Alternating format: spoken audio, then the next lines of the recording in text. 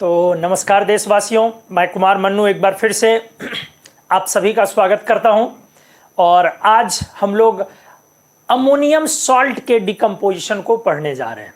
Ammonium salt का जो decomposition है, इस एरिया से कोई ऐसा कंपटीशन नहीं होगा साइंस स्ट्रीम का जिसमें ये क्वेश्चन नहीं आता होगा। या तो डायरेक्ट डिकम्पोजिशन, या इसकी सॉलिबिलिटी पर सवाल, या इसके कुछ specific compound like ammonium nitrate, कभी उसका एक्सप्लोजन प्रॉपर्टी, कभी उसकी सॉलिबिलिटी पर डिस्कशन, कभी उसके क्रिस्टल स्ट्रक्चर पर डिस्कशन। तो कुछ कुछ है कन्फ्यूजन, हम उन चीज़ों को दूर करेंगे। जैसे कन्फ्यूजन कि अमोनियम नाइट्रेट बहुत अच्छा विस्फोटक है, एक्सप्लोसिव है, पावरफुल एक्सप्लोसिव है, तो ये सब कन्फ्यूजन में कितनी सच्चाई है नहीं है, आज ये सब टॉपिक पर हम लोग चर्चा करेंगे। अमोनियम सॉल्ट्स हाईली सॉल्युबल होते हैं, अमोनियम नाइट्रेट भी काफी सॉल्युबल है, लेकिन उसकी सॉल्युबिलिटी एंडोथर्मिक सॉल्युबिलिटी है, आज इस पर हम लोग चर्चा करेंगे। जबकि वो काफी सॉल्युबल मानते हैं, फिर भी एंडोथर्मिक सॉल्युबिलिटी है, लेकिन बावजूद इसके रूम टेम्परेचर पर उसकी सॉल्युबिलिटी का डेल्टा जी नेगेटिव है। आज इस पर हम लोग चर्चा करेंगे। और भी दूसरे अमोनियम के सॉल्ट्स, अमोनियम क्लोराइड्स वगैरह, कुछ कुछ अमोनियम डाइक्रोमेट्स वगैरह, अमोनियम नाइट्राइट, और उसके केमिस्ट्री को हम लोग आज सुलझाने जा रहे हैं। तो सभी तरह के कॉम्पिटिशन के लिए नीडफुल टॉपिक है, हर तरह के एग्जामिनेशंस के लिए साइंस स्ट्रीम में। और हाँ, सबसे बड़ी बात, यदि आप कोई ऐसा कंपटीशन दे रहे हैं जिसमें डेप्थ क्वेश्चंस के कट ऑफ कम जाते हैं, डेप्थ ज्यादा होता है, तो उसमें थोड़े डेप्थ में आ जाएंगे। बट अगर कोई ऐसा दे रहे हैं जिसके कट ऑफ कम जाते हैं, तो डेफिनेटली उसमें क्वेश्चन सरफेस से आएंगे। लर्निंग, टीचिंग, हर तरह की चीजों के लिए अमोनियम सॉल्ट्स का डिकम्पोजिशन इंपॉर्टेंट है। तो आइए हम लोग आज के अमोनियम सॉल्ट्स के मैजिक को अनलॉक करते हैं। सबसे पहले जो हमारा एरिया है जो हमें डिस्कस करनी है, वो ये है कॉमन कि अमोनियम का कोई सॉल्ट लो, लाइक NH4Cl, इसको हिट करे तो क्या बने।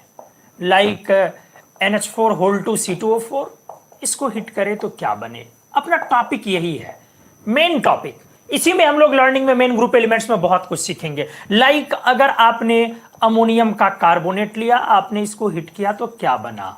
लाइक अगर आपने अमोनियम का नाइट्राइट लिया तो क्या बना। अगर आपने अमोनियम का सल्फेट लिया तो क्या बना। अगर आपने अमोनियम का डाइक्रोमेट लिया तो क्या बना।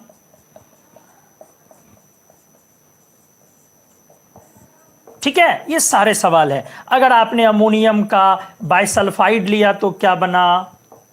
अगर आपने अमोनियम का नाइट्रेट लिया तो दोस्त क्या बना। ऐसे ही सवाल हैं और भी बहुत सारे।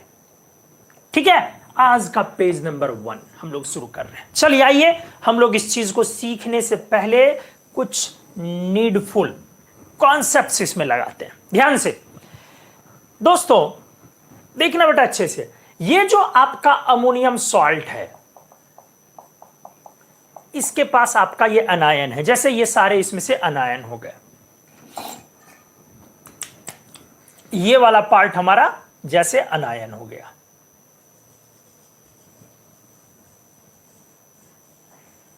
नहीं,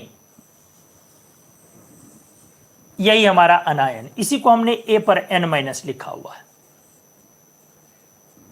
ठीक है, ध्यान से हम लोगों को इसको हिट करना है, लेकिन उससे पहले ध्यान दें, ये जो आपका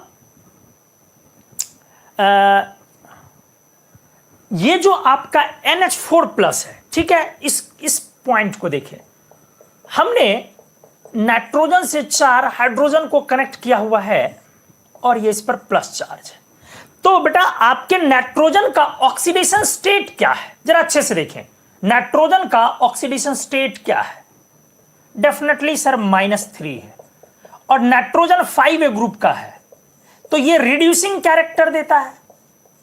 लेकिन इसका यह मतलब नहीं है कि नाइट्रोजन -3 आया तो स्ट्रॉन्ग, लोवेस्ट ऑक्सीडेशन स्टेट है तो स्ट्रॉन्ग रिड्यूसिंग कैरेक्टर। सर आपने क्या बोला, सर आपने क्या बोला, मैं फिर से रिपीट कर रहा हूं। अगर आपके जेहन में ये बातें आती है कि highest oxidation state means strong oxidising character, lowest oxidation state means strong reducing character, तो ये गलत है। स्ट्रॉन्ग और वीक नेचर, ये रेडॉक्स पोटेंशियल जिस फेज में एक से दूसरे स्टेट में जा रहा है, वहां पर डिफरेंस क्या जा रहा है E0 का, उस पर वो डिपेंड करता है कि आपका रेडॉक्स बिहेवियर क्या है मैथमेटिकली। बट अगर अपन उसको थियोरेटिकली डील करें तो वो ऑक्सीडेशन स्टेट की स्टेबिलिटी क्या है, उस कंपाउंड में स्टेबिलिटी क्या है, बहुत सारी चीजों पर वो डिपेंड करता है, इसलिए इतना इजी नहीं है। अभी रफली अपन इतना बोलेंगे कि lowest oxidation state means reducing character definitely, but it does not certify that strong reducing tendency. हो भी सकती है, नहीं भी हो सकती है। तो ये धीरे धीरे लर्निंग का मैटर है कि लोवेस्ट में कब स्ट्रॉन्ग बोला जाए, कब वीक बोला जाए। जैसे H2O में ऑक्सीजन का -2 lowest oxidation state, but H2O is weak reducing agent. HCl में क्लोरीन का -1 है, lowest oxidation state of chlorine, but HCl is a weak reducing agent. But HI में आयोडीन की -1 है, वो भी लोवेस्ट है क्लोरीन की तरह, but HI is strong reducing agent. H2S is a strong reducing agent. बहुत सारे ऐसे कंपाउंड है जहां पर हम लोग इस तरीके से डील करते हैं, तो वो एक बार में मामला क्लियर नहीं होगा। आज के लिए जो इसमें एक अच्छी चीज मैं बता रहा हूं, इससे पहले भी हमने कई बार बताया, जब भी किसी कंपाउंड में सेंट्रल एटम से हाइड्रोजन की कनेक्टिविटी हो तो वो कंपाउंड स्ट्रॉन्ग रिड्यूसिंग एजेंट होता है, HCl, H2O, HF को छोड़ के। क्या बोला मैंने बोला कि जब भी किसी कंपाउंड में सेंट्रल एटम से हाइड्रोजन की कनेक्टिविटी होती है, सेंट्रल एटम से हाइड्रोजन की डायरेक्ट कनेक्टिविटी, चाहे वो कोवेलेंट बॉन्ड से हो या आयोनिक बॉन्ड से, बट कनेक्टिविटी होनी चाहिए। अगर है तो वो कंपाउंड स्ट्रॉन्ग रिड्यूसिंग एजेंट होगा। कोवेलेंट और आयोनिक दोनों पे ये लागू होती है बातें। जैसे NaH strong reducing agent, CaH2 strong reducing agent, यहां पर क्या है, आयोनिक अटैचमेंट है। बट अमोनिया कोवेलेंट अटैचमेंट है, strong reducing agent. H2S covalent attachment है, strong reducing agent. HI covalent attachment है, स्ट्रॉन्ग रिड्यूसिंग एजेंट। तो क्लियर हो गई होंगी चीजें, मैंने क्या बोला, चलो आ जाओ। Hydrocarbon strong reducing agent, methane वगैरह। तो हमने बोला यहां से रिड्यूसिंग कैरेक्टर है, बट 4 NH बॉन्ड्स, ब्रैकेट में लिखोगे central atom hydrogen connectivity, central atom hydrogen connectivity अच्छे से सीखोगे।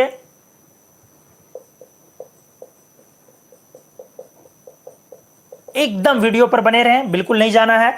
But 4 NH bonds impart strong reducing character, strong reducing character to किसमें, NH4+। जी हां, मैंने बोला कि 4 NH सेंट्रल एटम हाइड्रोजन वाला स्ट्रॉन्ग रिड्यूसिंग कैरेक्टर देगा। हमने बोला सेंट्रल एटम हाइड्रोजन वाला स्ट्रॉन्ग रिड्यूसिंग एजेंट है अगर कनेक्टिविटी है,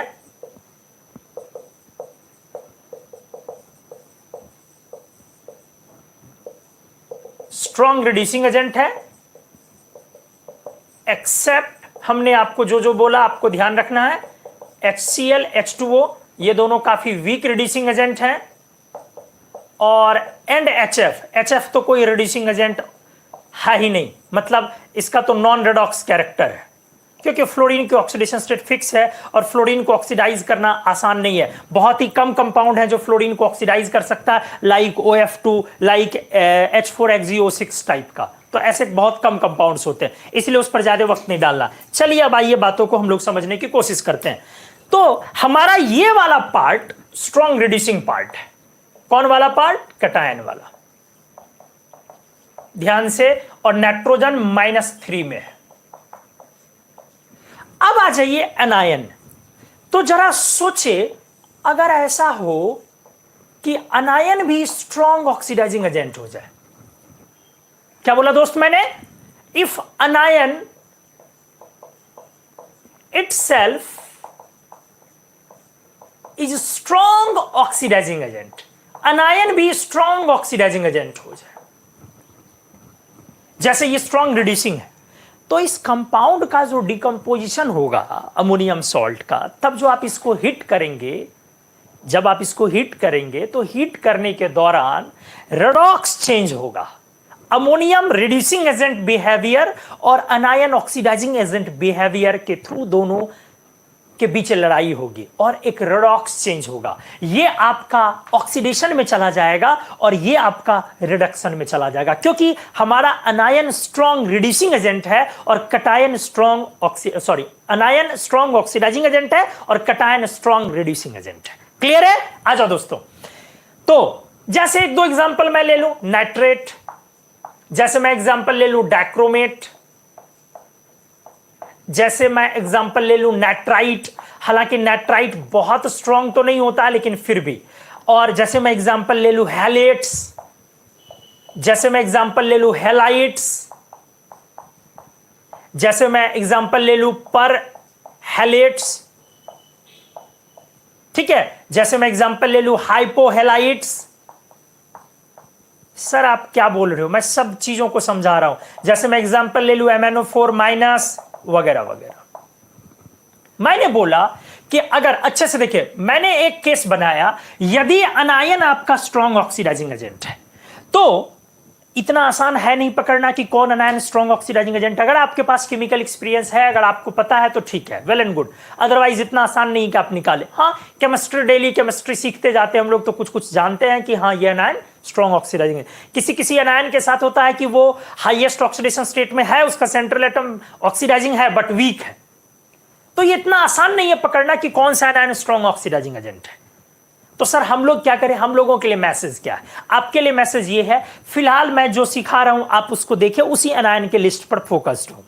धीरे धीरे जब मैं मेन ग्रुप एलिमेंट्स को आगे बढ़ाते जाऊंगा तो मैं खुद ब खुद ऑक्सीडाइजिंग लिस्ट को आगे बढ़ाता चला जाऊंगा, आपको वो क्लियरली समझ में आएगा।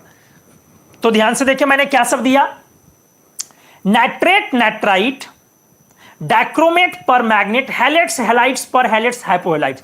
मतलब क्लोरीन, ब्रोमीन, आयोडीन का जितना भी ऑक्सो हैलेट, हैलाइट, पर हैलेट, ये सब है सब। जैसे एग्जांपल हैलेट पर क्लोरेट पर हैलेट ClO4 माइनस, जैसे हैलेट ClO3 माइनस जिसको क्लोरेट बोलते हैं, हैलाइट क्लोराइट ClO2 माइनस, और हाइपोहैलाइट ClO माइनस। मतलब वो सारा चारों IO minus, ClO4 minus, ClO3 minus, BrO3 minus, BrO minus, BrO2 minus, समझ पा रहे ना आप? वो सारा ऑक्सो क्लोरीन वाला।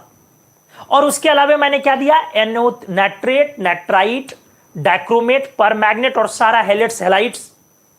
ठीक है, फिर से एक बार आप बोल ले, जिसको बोलते हैं बरबराना, बरबरा ले अपने आप में। मैंने क्या सब बोला बेटा? मैंने बोला हैलेट्स, हैलाइट्स, सॉरी यहां से नाइट्रेट, नाइट्राइट, डाइक्रोमेट, पर मैग्नेट और हैलेट्स, हैलाइट्स वगैरह। उसमें हाइपो लगे कि पर लगे, जो भी है। नाइट्रेट, नाइट्राइट, सिंपल है, नाइट्रेट, नाइट्राइट, डाइक्रोमेट, पर मैग्नेट, और फिर क्या बोला, हैलेट्स, हैलाइट्स। ये सब अभी फिलहाल लेते हैं स्ट्रॉन्ग ऑक्सीडाइजिंग एजेंट। और भी है लेकिन बहुत जो कॉमन एग्जांपल में आते हैं उनमें से कम है। जैसे आपका कार्बोनेट वगैरह वीक में है, मैं डिस्कस करूंगा, आ जाइए अच्छे से। तो मैंने बोला दोस्त कि अगर ऐसा सिचुएशन है,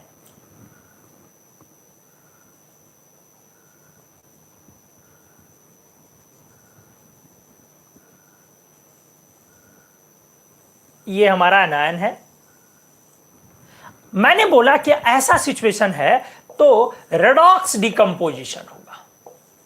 आप तो समझ ही चुके हैं क्यों होगा रेडॉक्स डिकम्पोजिशन।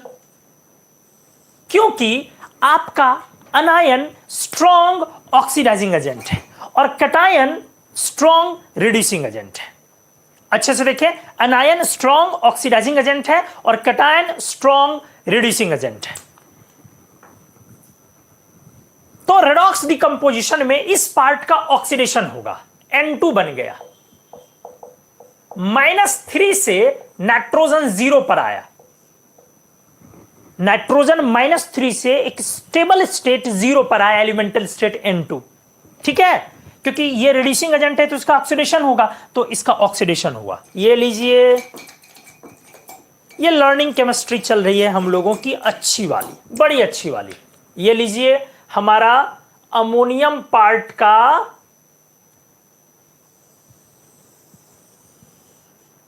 क्या हो गया, ऑक्सीडेशन। ठीक है, क्योंकि वो रिड्यूसिंग एजेंट पार्ट है तो ऑक्सीडेशन होके N2 बना -3 से 0, और प्लस एक प्रोडक्ट और आएगा। कौन सा? ये जो anion strong oxidising agent part आपने लिया है, ये वाला, इसका रिडक्शन प्लस एक रिड्यूस्ड पार्ट आएगा, रिड्यूस्ड पार्ट। लेकिन एक बात तय हुई कि -3 से 0 एक ऑक्सीडाइज्ड प्रोडक्ट इन सब अनायन के केस में हमने रिजर्व कर दिया है। रुक जाइए, किसी के दिमाग में होगा कि सर हमने पढ़ा है नाइट्रेट के केस में N2 नहीं होता है। सर आप कैसे बोल रहे हैं N2 होता है? मैं बोल रहा हूं N2 होता है, स्थिर रहे आप, ठीक है। तो अमोनियम सॉल्ट के साथ अगर स्ट्रॉन्ग ऑक्सीडाइजिंग एजेंट अनायन है तो इनको हिट करने पर डिकम्पोजिशन प्रोडक्ट में ये स्ट्रॉन्ग रिड्यूसिंग एजेंट का ऑक्सीडेशन, ये N2 बना -3 से 0 और इस अनायन स्ट्रॉन्ग ऑक्सीडाइजिंग एजेंट का एक रिड्यूस पार्ट आएगा। और सेकेंड, अगर आपका anion, if anion is weakly oxidising, क्या बोला मैंने बेटा?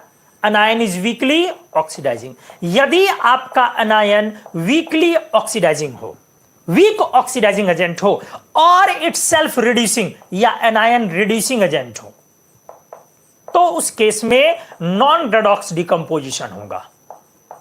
उस केस में नॉन रिडॉक्स डिकम्पोजिशन होगा और आपका अमोनिया आएगा -3 का -3 रह गया। क्लियर है? लेकिन बेटा देख, अच्छे से देख, मैंने बोला कि अगर वीक ऑक्सीडाइजिंग एजेंट हो अनायन, या अनायन भी खुद अपने आप में रिड्यूसिंग एजेंट हो, तो in that case we get ammonia with no change in oxidation state. NH4+ is just losing H+, NH4+ is just losing H+, तो ये H+ इस अनायन के साथ आएगा। तो पूरी उम्मीद है कोई HAN- एसिड वेपर आएगा या फिर कभी कभी इसका एनहाइड्राइड आएगा। सर आप चीजों को उलझाएं नहीं और एक बार सुलझा करके बता दें। चलो आ जाओ, मैं एक बार और सुलझा के बता रहा हूं। ध्यान दें, बहुत इंपॉर्टेंट है ये लेक्चर हमारा, अच्छे से ध्यान दें। मैंने क्या बोला? मैंने बोला, अच्छे से ध्यान दें, अमोनियम सॉल्ट के डिकम्पोजिशन अपन करने जा रहे हैं। हमारा अमोनियम सॉल्ट्स का हमने lots of examples we have kept here, हमने यहां पे रखा है। तो अब हमने एक मैकेनिज्म इसमें समझा है कि एक्चुअली अमोनियम जो कटायन है ये अपने आप में एक स्ट्रॉन्ग रिड्यूसिंग एजेंट कटायन है, क्योंकि इसमें दोस्त नाइट्रोजन का एक तो -3 मिनिमम ऑक्सीडेशन स्टेट है ही, उसके साथ नाइट्रोजन के साथ 4 हाइड्रोजन की डायरेक्ट कनेक्टिविटी हो। तो कोई भी कंपाउंड जिसमें सेंट्रल एटम से हाइड्रोजन की कनेक्टिविटी होती है, चाहे वो इलेक्ट्रोवैलेंट कनेक्टिविटी हो चाहे वो कोवैलेंट कनेक्टिविटी हो, हमने कई बार आपको बताया वो स्ट्रॉन्ग रिड्यूसिंग एजेंट है, 3 को छोड़ के HCl, H2O और HF, और भी कुछ है बट आपको इस्तेमाल में नहीं आएगा। बाकी HCl और H2O काफी वीक रिड्यूसिंग एजेंट होते हैं, इस बात को जहन में सेट कर लें। और हमने HF के बारे में बोला कि उसका कोई रिड्यूसिंग पैरामीटर बिहेवियर है भी नहीं। किसके बारे में बोला? HF के बारे में। अच्छे से आ जाए, क्योंकि फिक्स ऑक्सीडेशन स्टेट है, फ्लोरीन का -1 किसी दूसरे में जाता नहीं है, और फ्लोराइड को फ्लोरीन में पहुंचाना बहुत मुश्किल काम है, क्योंकि फ्लोरीन अपने आप में बहुत पावरफुल ऑक्सीडाइजिंग एजेंट होता है F2। तो कोई ऐसा ही ऑक्सीडाइजिंग एजेंट बना सकता है, उसको ऑक्सीडाइज कर सकता है फ्लोराइड को, जो बहुत ज्यादा पावरफुल, उससे भी लाइक H4XeO6, लाइक OF2 वगैरह। तो चलिए वो भी अभी बातें नहीं हो रही है। अभी फिलहाल अगर अनायन स्ट्रॉन्ग ऑक्सीडाइजिंग एजेंट है, कुछ लिस्ट तैयार कर लो। नाइट्रेट, नाइट्राइट, नाइट्राइट बहुत स्ट्रॉन्ग ऑक्सीडाइजिंग एजेंट नहीं है बट अच्छा ऑक्सीडाइजिंग एजेंट होता है।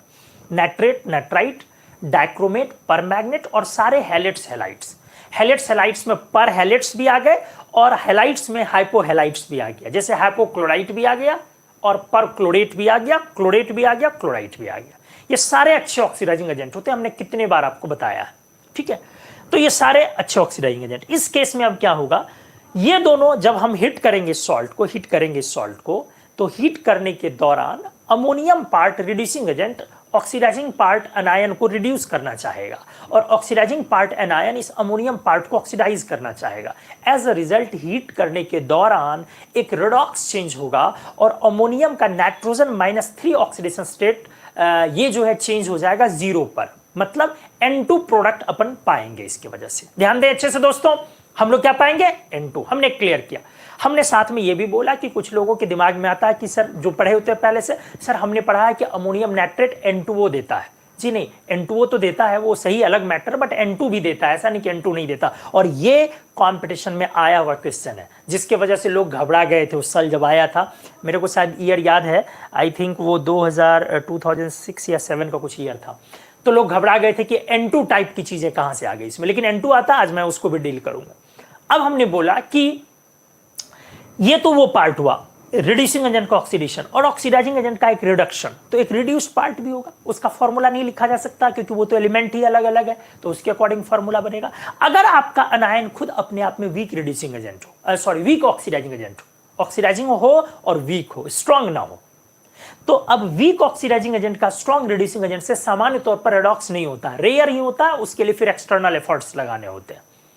तो रेडॉक्स कब होता है? फेवरेबल कंडीशन में, जब स्ट्रांग ऑक्सीडाइजिंग एजेंट और वीक रिड्यूसिंग एजेंट आमने सामने है। ठीक है, जैसे NaCl पर आप कॉन्क डालेंगे तो रेडॉक्स नहीं हो सकता है। क्यों नहीं हो सकता है? कॉन्क तो अच्छा ऑक्सीडाइजिंग एजेंट है, बट क्लोराइड वीक है। अभी हमने डिस्कस किया ना HCl वीक रिड्यूसिंग एजेंट, तो HCl का क्लोराइड वीक रिड्यूसिंग एजेंट हुआ। लेकिन अगर आप NaI पर कॉन्क डालेंगे तो वो रेडॉक्स हो जाएगा, क्योंकि आयोडाइड स्ट्रांग रिड्यूसिंग एजेंट है। हमने अभी बोला HI, तो HI में आयोडाइड भी आ रहा है। तो चलिए पॉइंट को समझे अच्छे से मेरी बात को। हमने क्या बोला कि अगर अनायन वीक ऑक्सीडाइजिंग एजेंट हो और ये स्ट्रांग रिड्यूसिंग एजेंट, तो रेडॉक्स नहीं होगा। अभी भी रेडॉक्स नहीं, रिएक्शन होगा, डिकम्पोजिशन होगा, बट वो रेडॉक्स नहीं होगा। तो नॉन रेडॉक्स का मतलब oxidation state want change, means nitrogen exist here in oxidation state -3, तो the product of nitrogen will also have oxidation state -3। तो यहां पर नाइट्रोजन -3 का अमोनिया बनवा, तो simply NH4+ is losing H+। तो जब ये H+ निकालेगा तो ये H+ ये ले लेगा, तो वहां पर एक सिंपली क्या आना चाहिए? एसिड बन जाना चाहिए, एसिड का वेपर बन जाना चाहिए। जैसे अगर यहां क्लोराइड हमने लिया तो क्लोराइड से HCl बन जाना चाहिए, ठीक है, वो होगा। बट कभी कभी वो ऑक्सो एसिड होता है, अगर हाइड्रा एसिड है तब तो एसिड वेपर, फाइन गुड, लेकिन अगर ऑक्सो एसिड बनता है तो उस केस में उसका डिकम्पोजिशन पर एनहाइड्राइड भी तो बनने के चांसेस हैं, या एसिड टूटता भी तो है। कई बार हमने पीछे पढ़ा है, पिछले लेक्चर में हमने पढ़ा हेक्सानोफिटोन एसिड, तो वो चीज आज हम लोग इस्तेमाल में उसको लाएंगे। तो अगला जो हम लोग पेश करने वाले ना, इसको अब अच्छे से एग्जाम्पल्स हम लोग लगाने वाले। बहुत शानदार कॉन्सेप्ट है, बहुत मजा आएगा आपको। जल्दी से आप अगले पेज में आ जाए, स्क्रीनशॉट लिया जाए प्लीज।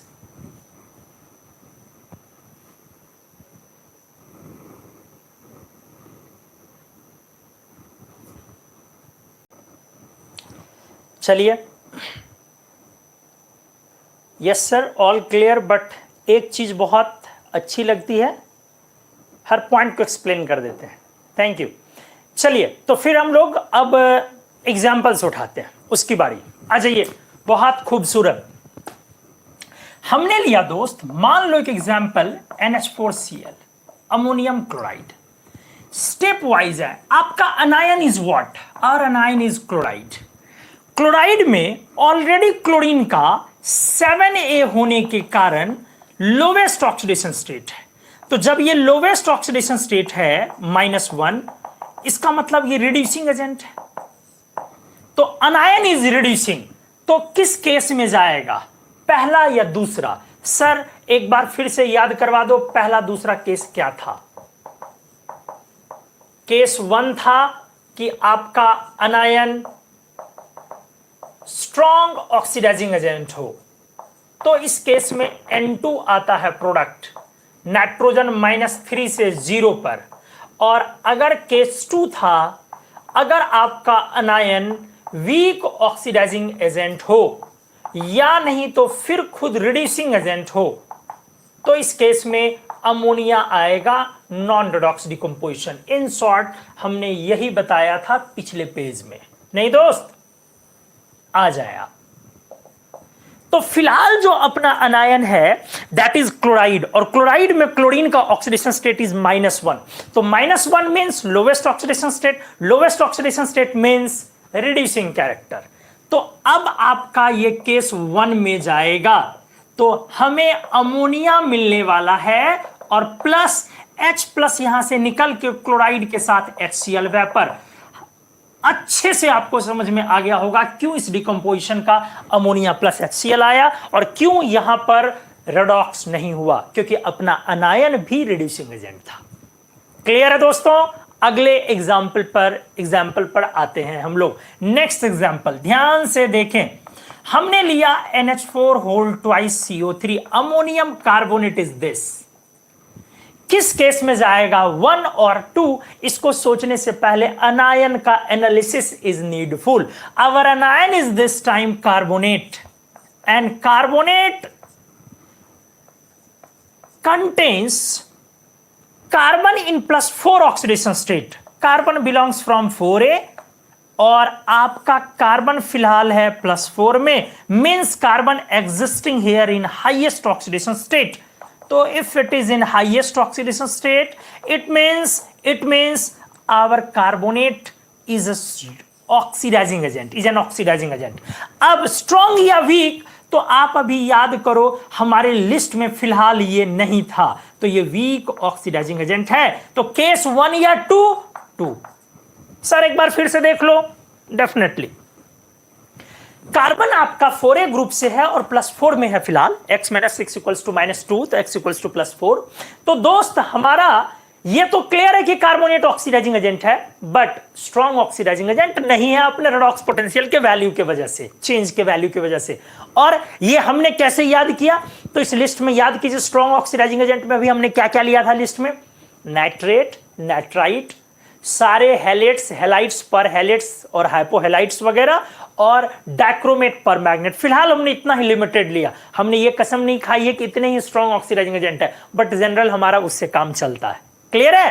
कैसा बोला मैंने? नाइट्रेट, नाइट्राइट, सारे हैलाइड्स, हैलाइड्स, डाइक्रोमेट, पर मैग्नेट।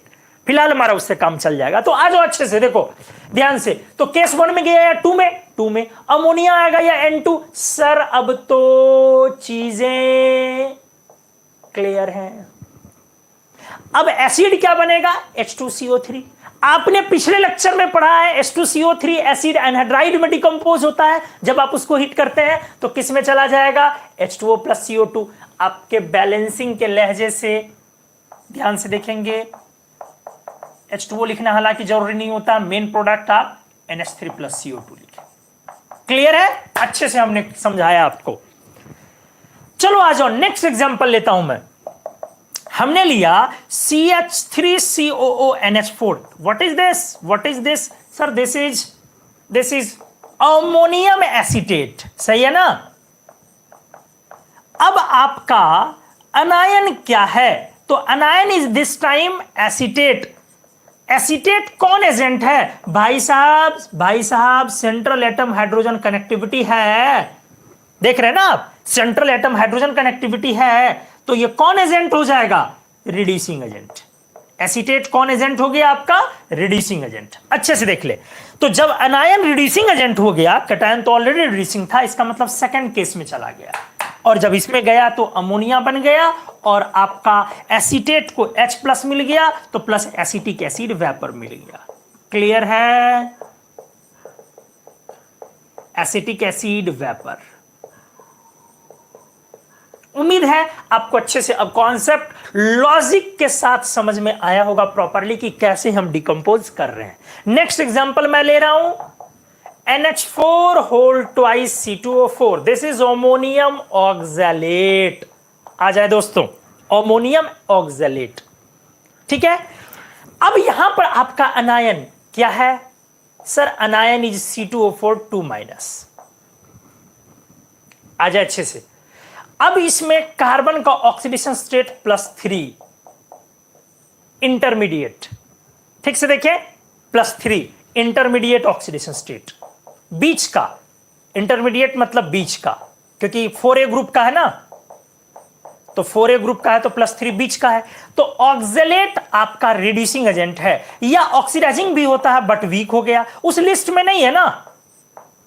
ये दोनों एजेंट हो सकता है क्योंकि इंटरमीडिएट है। ऑक्सैलेट सामान्य तौर पर रिड्यूसिंग एजेंट ही होता है। अगर आपने ऑक्सीडाइजिंग लिया भी तो काफी वीक होगा, क्योंकि हमने स्ट्रॉन्ग ऑक्सीडाइजिंग एजेंट की लिस्ट में जो लिया था नाइट्रेट, नाइट्राइट, डाइक्रोमेट, परमैग्नेट, सारे हैलाइड्स, हैलाइड्स, और कार्बोनेट जब कार्बन +4 में रहते हुए वीक है तो कार्बन +3 में तो और ज्यादा वीक होगा ना। ठीक है। केमिस्ट्री वाला, अरे ये भी कोई चैनल है केमिस्ट्री वाला। फिजिक्स वाला तो हमने सुना था, केमिस्ट्री वाले भी आए।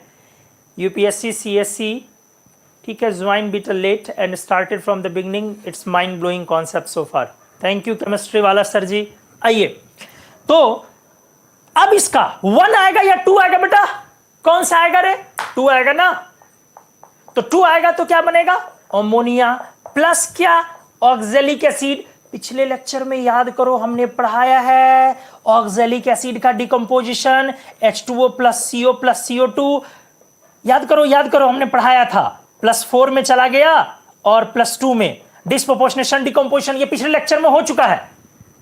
तो यहां से आपका सोर्स आ गया, CO भी बनेगा और CO2 भी बनेगा। आपको अब कॉन्सेप्ट अच्छे से क्लियर हो रहा होगा। बहुत मजेदार है अमोनियम सॉल्ट का decomposition.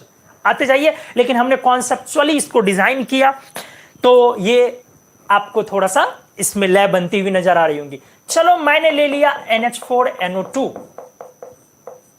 This is ammonium nitrite. ठीक है, अब आपके पास ये केस 1 में जाएगा या 2 में, तो आपका अनायन है NO2 माइनस। हमने आपको अभी आगाह किया था कि नाइट्राइट को स्ट्रॉन्ग ऑक्सीडाइजिंग एजेंट नहीं बोलते, बट अच्छा बोलते हैं, गुड ऑक्सीडाइजिंग एजेंट। ये दोनों एजेंट होता है, good oxidising agent, good reducing agent, ये दोनों अच्छा एजेंट होता है। आपको जब मैं क्वालिटेटिव एनालिसिस पढ़ाऊंगा तो मैं वहां दिखाऊंगा कि अमोनियम नाइट्राइट दोनों अच्छा एजेंट होता है। एनीवेज, तो फिलहाल अच्छे ऑक्सीडाइजिंग कैरेक्टर के कारण एक बार फिर से वंस अगेन 1 में जाएगा। अब इसका प्रोडक्ट क्या होगा, अच्छे से देखिए, ध्यान से सुने।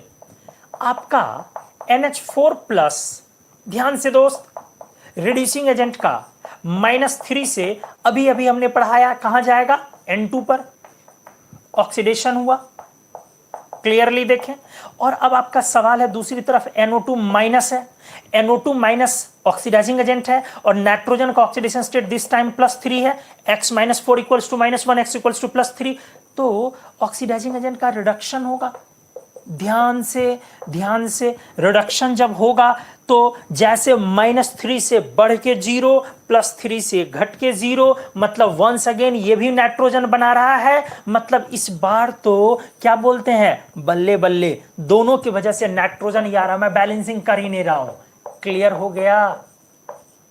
बहुत अच्छा डिकम्पोजिशन डिस्कस किया है हम लोगों ने। ये देखो, अमोनियम नाइट्राइट को हमने हिट किया तो N2 + H2 आया, काफी इंपॉर्टेंट है। लेकिन ये अब बड़े कंपटीशन में कम आते हैं, छोटे मोटे कंपटीशन में ये ज्यादा देखने को मिलता है। एक डाउट आया किन्हीं का कि NH4+ and anions are ionically bonded और कोवैलेंटली। डेफिनेटली आयोनिकली, ये एक बहुत ही अच्छा आयोनिक कंपाउंड है अमोनियम का।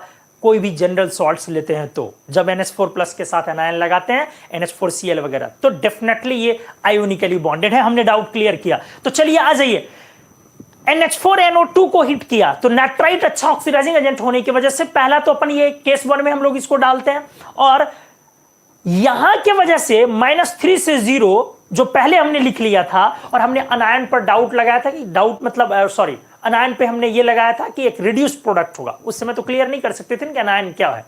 तो संजोग से इस बार अनफॉर्चुनेटली जो अपना अनायन है उसमें भी नाइट्रोजन एटम, और दैट इज NO2-। तो जब इसमें NO2- है तो इसका ऑक्सीडेशन होगा, सॉरी रिडक्शन होगा, तो +3 से रिडक्शन होके ये भी अनफॉर्चुनेटली 0 पे आया। तो दोनों की वजह से 0, तो ultimate product remains N2 + H2। मैं और शानदार खूबसूरत एग्जांपल्स लेने जा रहा हूं अगले पेज में। उम्मीद है आप वीडियो को एंजॉय कर रहे होंगे। एक बार मेरे को बताएं प्लीज।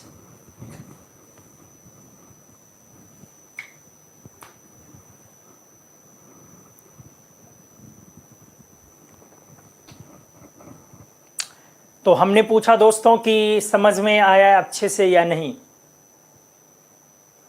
लोगों ने जवाब दिया yes sir, all clear, awesome concept, yes sir, nice explanation, सारे कॉन्सेप्ट्स क्लियर हो जाते हैं तो सी ग्रेट हो। यस सर क्लियर, बिल्कुल sir clear, all clear. Ammonium phosphate में चलिए, हमारे एक मित्र का एक आया है कि अमोनियम फॉस्फेट में, तो चलिए मैं वो भी कर लेता हूं। और याद हो गया सर कंप्लीट। अभी कुछ नहीं याद हुआ है सुजीत जी, अभी बहुत कुछ इसमें बाकी है, ये देख लें। किसी ने पूछा है सर कोर्स कहाँ से लें। Kumar Manoj magical inorganic app को आप डाउनलोड करें, वहाँ पर आपको कोर्स मिल जाएगा। ठीक है। पाठक जी ने पूछा है मैग्नीशियम अमोनियम फॉस्फेट। ठीक है, मैग्नीशियम अमोनियम फॉस्फेट आपका भी एक सवाल है। लेकिन मैग्नीशियम अमोनियम फॉस्फेट या और भी ऐसा है जैसे NaNH4 HPO4, ये सब सॉल्ट हो गया। तो ये सब सॉल्ट के लिए थोड़ा सा वेट करना। अभी हम लोग अमोनियम सॉल्ट कर रहे हैं क्योंकि डिकम्पोजिशन का अपना सीरीज चल रहा है। तो ये जो आपका वाला लास्ट वाला सवाल है ना, वो बहुत आसानी से आ जाएगा। NaNH4 HPO4 वगैरह भी मैं करने वाला हूं। आप जानते हैं कि उसका बीड बनता है, माइक्रोकॉस्मिक सॉल्ट हम बोलते हैं उसको। तो माइक्रोकॉस्मिक की भी हीटिंग करके दिखाएंगे, बोरेक्स की भी हीटिंग करेंगे। तो ये जो अटपटे वाले पूछा ना, इसको अपन डिकम्पोजिशन के लास्ट लेक्चर में डील करेंगे। तो पाठक जी थोड़ा सा संयम रखें आप। और आपने जो एक पूछा है पाठक जी फॉस्फेट वाला, मैं वो डिस्कस कर देता हूं, ठीक है। चलो अब आ जाओ, उसके बाद बाकी सब लोगों ने लिखा है कि क्लियर है। चलिए आ जाइए, अब मैं यहां पे अगला एग्जांपल लेता हूं। जैसे ले रहा हूं NH4 3BO3। आपका anion is what? Once again anion is BO3 triple minus. This is borate, सही है ना, बोरेट। इसमें बोरॉन X-6 इक्वल्स टू +3 में है और बोरॉन का ग्रुप नंबर भी 3 है। हाईएस्ट ऑक्सीडेशन स्टेट हो गया ना दोस्त। तो ऑक्सीडाइजिंग एजेंट तो तय है, लेकिन याद करो हमने इसको स्ट्रॉन्ग ऑक्सीडाइजिंग एजेंट की लिस्ट में नहीं लिखा है। स्ट्रॉन्ग ऑक्सीडाइजिंग एजेंट की लिस्ट में हमने जो डिस्कस किया था वो था क्या, याद करें आप। स्ट्रॉन्ग ऑक्सीडाइजिंग एजेंट की लिस्ट में नाइट्रेट, नाइट्राइट, डाइक्रोमेट, परमैंगनेट और सारे हैलाइड्स हैलाइड्स काम चलाने के लिए भी हमने ये डिस्कस किया। बाकी बहुत सारे हैं जो धीरे धीरे आप सीखेंगे। S2O8 double minus martial acid का अनायन, SO5 डबल माइनस कैरोज एसिड का अनायन, H4XeO6 का अनायन, XeO6 पर 4 माइनस, ये सब पावरफुल ऑक्सीडाइजिंग एजेंट होते हैं। बट एक बार में हम लोग डिस्कस नहीं कर पाएंगे, धीरे धीरे चीजें आएंगी। आ जाओ, तो हमारा आ गया ये वीक ऑक्सीडाइजिंग एजेंट। ये क्लियर हो गया, वीक ऑक्सीडाइजिंग एजेंट। केस 1 या 2? सर ये 2 में जाएगा। तो अमोनिया बनेगा। अब प्लस बोरिक एसिड बननी है। आप याद करो दोस्त, हमने पिछले लेक्चर में इसका एनहाइड्राइड लास्ट में बनाया था। पहले तो याद करो, पहले तो बना था HBO2 मेटाबोरिक एसिड, फिर बना था H2B4O7 टेट्राबोरिक एसिड और लास्ट में फाइनली कन्वर्ट हो गया था बोरिक एनहाइड्राइड में, तो B2O3। इसका मतलब देखो कैसे पीछे की पड़ी हुई चीजें याद रहनी चाहिए, इस्तेमाल में रहनी चाहिए। केमिस्ट्री, इनऑर्गेनिक केमिस्ट्री में मैं हमेशा यही काम करता हूं, चीजों को लिंक बना के जोड़ता हूं। तो प्लस क्या आ गया आपका? B2O3। आप वाटर लिख सकते हो, बैलेंसिंग के समय में खुद पता चल जाएगा वाटर रखना है या नहीं। चलो आ जाओ, तो हमने ये एक और बढ़िया एग्जांपल किया, कैसे केस 2 में गया ये डिस्कस किया। चलो मैं ले लेता हूं अमोनियम बाइसल्फाइड HS। सर आपने सल्फाइड क्यों नहीं लिया? सल्फाइड लोगे तो खुद बैलेंस नहीं हो पाएगा, तो परेशान हो जाओगे, ठीक है, इसीलिए मैंने नहीं लिया। क्लियर है? जैसे मैं करके दिखाता हूं। अगर आप इसको लोगे तो पहली बात, अनायन में क्या है? HS minus. आप स्पष्ट देख रहे हो हाइड्रोजन कनेक्टिविटी है, स्ट्रॉन्ग रिड्यूसिंग एजेंट। तो रिड्यूसिंग एनायन है तो सर केस 2, केस 2 है तो सर अमोनिया, और एक H+ निकला तो दोस्त यहां से H+ निकला तो वही ना H2S बना। आपको समझ में आ गया कि मैंने क्यों सल्फाइड नहीं लिया, क्यों बाइसल्फाइड लिया? क्लियर हो गई होंगी चीजें, ठीक है। क्योंकि जब आप रिएक्शन लिखते हैं तो प्रोडक्ट ऐसा लिखना चाहिए जो बैलेंस हो सके। तो उम्मीद है आपको समझ में आ गई होंगी चीजें। चलो नेक्स्ट मैं एग्जांपल लेता हूं कुछ। अमोनियम डाइक्रोमेट, बड़ा अच्छा एग्जांपल, ठीक है। क्या होगा? डाइक्रोमेट एक ऑरेंज सॉलिड है। डाइक्रोमेट का कलर ऑरेंज सॉलिड है। Colour is due to presence of dichromate. Colour is due to presence of dichromate. और मैं इसी पोलराइजेशन में आगे पढ़ाने वाला हूं कि डाइक्रोमेट में कलर क्यों होता है, तो ड्यू टू हाई पोलराइजेशन, ठीक है, due to high polarisation. Polarisation काफी हाई होने की वजह से इसके अंदर कलर आ जाता है, प्रॉपर्टी, कलर प्रॉपर्टी है इसका। तो वो अभी डिस्कस होना आगे बाकी है, इसी टॉपिक के अंदर आगे जाके, पोलराइजेशन टॉपिक के अंदर आगे जाके होगा। तो फिलहाल अब इसका डिकम्पोजिशन प्रोडक्ट क्या है, तो दोस्तों अच्छे से डिस्कस करता हूं। Dichromate, अनायन is what? Dichromate. Dichromate हमने क्लियर कर दिया, क्रोमियम +6 में है और ये स्ट्रॉन्ग ऑक्सीडाइजिंग एजेंट है। स्ट्रॉन्ग क्या है? ऑक्सीडाइजिंग एजेंट है। अच्छे से देखें, तो क्रोमियम 6+ में है, ये स्ट्रॉन्ग ऑक्सीडाइजिंग एजेंट है। तो आपका ये जो आप हिट करें, इस तरह से हिट करें इसको, अमोनियम डाइक्रोमेट को जब आप हिट करें तो केस 1 में चला गया, तो यहां से N2 आ गया, मतलब -3 से ये ऑक्सीडेशन हुआ और प्लस, अब क्रोमियम 6+ है तो रिडक्शन क्रोमियम का याद करो, हमने ऑक्सीडेशन स्टेट आपको पढ़ाया है +3 और +6, ये दो स्टेबल ऑक्सीडेशन स्टेट है, इक्वली स्टेबल है दोनों। +3 और +6 में जनरली क्रोमियम स्विच करते हैं एक दूसरे के साथ, कभी कभी +2 में होता है, इसका +2 जो होता है वो स्लाइटली स्टेबल होता है, बहुत ज्यादा नहीं, स्लाइटली स्टेबल ऑक्सीडेशन स्टेट होता है। एनीवेज, ये तो स्टेबिलिटी की बात थी। फिलहाल यहां पे तो क्रोमियम 6+ से 3+ में आया। आपको तो याद है हमने करवाया है Cr2O3 का कलर ग्रीन है प्लस वाटर। ठीक से देखें, मतलब जब आपने अमोनियम डाइक्रोमेट को हिट किया जो कि ऑरेंज कलर का है, इस सॉलिड को आपने हिट किया तो ये एक ग्रीन सॉलिड दे रहा है और N2 और H2O का वेपर दे रहा है। तो अगर आप किसी कंटेनर में रख करके, ये देखिए हमने इसे हिट किया, ठीक है, किसको? अमोनियम डाइक्रोमेट को। तो ये सॉलिड था बट काफी बड़ा वॉल्यूम तैयार होगा। किसका दोस्त? किसका तैयार होगा? काफी बड़ा वॉल्यूम किसका? नाइट्रोजन का। Large volume of dinitrogen and H2O। Large gaseous लिख दो आप, gaseous volume of dinitrogen and H2O। Anyways, और जो आपका Cr2O3 बना, ध्यान से मैं क्या बोलने जा रहा हूं, जो आपका Cr2O3 बना ग्रीन, वो इस लार्ज वॉल्यूम के द्वारा ब्लो कर लिया जाएगा। It gets blown. कौन? Cr2O3, it gets blown. ठीक है, तो मैंने क्या बोला? Cr2O3 green solid gets blown by large volume of N2, looks like volcano। ध्यान से, looks like volcano, क्योंकि वोल्केनो का जो फ्लेम होता है नीचे का, वो फ्लेम रेड ऑरेंज फ्लेम होता है, नीचे फ्लेम, और जो ऊपर निकलता है वोल्केनो में वो डिफरेंट कलर का होता है, अलग अलग कलर का होता है, बड़ा प्यारा दिखता है वो, भले ही खतरनाक हो पर दिखता तो प्यारा है ना। तो आपका जो नीचे है वो ऑरेंज है और ऊपर आपका ग्रीन फ्लेम आ रहा है। किसके वजह से? ग्रीन, वो गैसियस वॉल्यूम Cr2O3 जो है वो उसके द्वारा उड़ा लिया जा रहा है, तो आपको एक वोल्केनो की फील देता है, वोल्केनो जैसा दिखता है। इसलिए केमिस्ट्री में heating ammonium dichromate is called volcano experiment और केमिकल वोल्केनो। क्लियर है?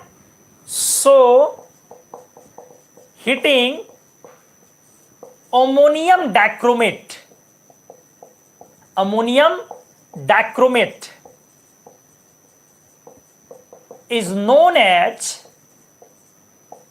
as volcano experiment, volcano experiment और केमिकल वोल्केनो। उम्मीद है आपको चीजें समझ में आ गई होंगी, लॉजिक का लॉजिक और मैजिक का मैजिक। और ये सारे मेन ग्रुप एलिमेंट्स आप पढ़ रहे हैं, पूरा थर्मल डिकम्पोजिशन ही मेन ग्रुप एलिमेंट्स है। तो क्या आपको अच्छे से समझ में आ रही है चीजें? मेरे को एक बार बताएं, क्या आप लुत्फ उठा पा रहे हैं केमिस्ट्री इनऑर्गेनिक का या नहीं? प्लीज, मैं इंतजार कर रहा हूं आपके जवाब का बेसब्री से।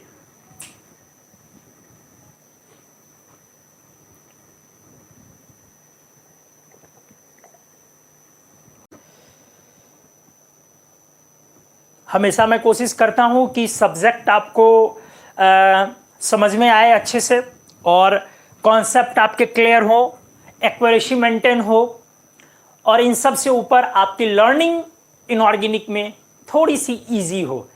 ठीक है, बोलने के लिए मैं बोल देता हूं कि एफर्टलेस हो, बट एफर्टलेस तो दुनिया में कोई चीज होता ही नहीं है। ये ठीक वही चीज है जैसे फ्रिक्शनलेस, तो एफर्टलेस एग्जिस्ट नहीं करता, फिर भी हम एक सीरो टर्म इस्तेमाल करते हैं फ्रिक्शनलेस। तो एफर्टलेस मतलब इजी लर्निंग हो, क्योंकि इनऑर्गेनिक में इजी लर्निंग भी अपने आप में एक बहुत बड़ी चीज है नहीं। और नोबेल प्राइज मिलना ही बहुत बड़ी चीज नहीं है, नोबेल प्राइज के लिए नॉमिनेट होना भी बड़ी चीज है। तो इनऑर्गेनिक याद रहे हमेशा सारे के सारे कॉन्सेप्ट, ये तो नहीं कह सकता मैं, लेकिन उसको मैं कोशिश जरूर कहता हूं कि वो आपके जहन में लंबे समय तक रहे, और अगर थोड़े बहुत आप रिवाइज करें तो वो चीजें आपकी हो सकती हैं। तो इनऑर्गेनिक अगर आप लर्न कर पा रहे हैं ना, वो भी अपने आप में बहुत बड़ी बात है। अगर आपको इसमें एक प्रॉपर मैकेनिज्म, एक प्रॉपर चेन, एक प्रॉपर लिंक दिख रहा है ना, वो भी प्रेजेंटेशन इनऑर्गेनिक का बहुत बड़ी बात है। नोबेल प्राइज के लिए नॉमिनेट होना भी। डॉक्टर सर्वपल्ली राधाकृष्णन, हर कोई जानता है, लिटरेचर के बहुत अच्छे टीचर थे, और उन्हें नोबेल प्राइज नहीं मिला, बट शायद आपको जान के यह आश्चर्य हो, 1 नहीं, 2 नहीं, 4 नहीं, 5 नहीं, 6 नहीं, 8 नहीं, 10 नहीं, 12 नहीं, 14 नहीं, पूरे के पूरे 16 बार नोबेल प्राइज के लिए लिटरेचर में वो नॉमिनेट हुए, डॉक्टर सर्वपल्ली राधाकृष्णन। तो आप समझ सकते हैं, वो भी बहुत बड़ी बात है हमारे देश के लिए, वो मान सम्मान और गौरव की बात है अपने आप में। तो इनऑर्गेनिक केमिस्ट्री का भी हिसाब किताब यही है। तो मैंने आप लोगों से पूछा कि समझ में आया या नहीं, बताएं, लुत्फ उठा रहे हैं कि नहीं? अरुण रोहन ने बोला यस सर, लुत्फ ही लुत्फ उठा रहे हैं, सब आपकी वजह से। अरे नहीं सर, ऐसा नहीं है सर, सब मोदी जी की कृपा है, इंटरनेट पर ला दिए हम लोगों को। हिदायतुल्लाह सर, बहुत अच्छा लग रहा है, तबीयत ठीक नहीं है फिर भी रिलैक्स फील कर रहा हूँ, थैंक यू।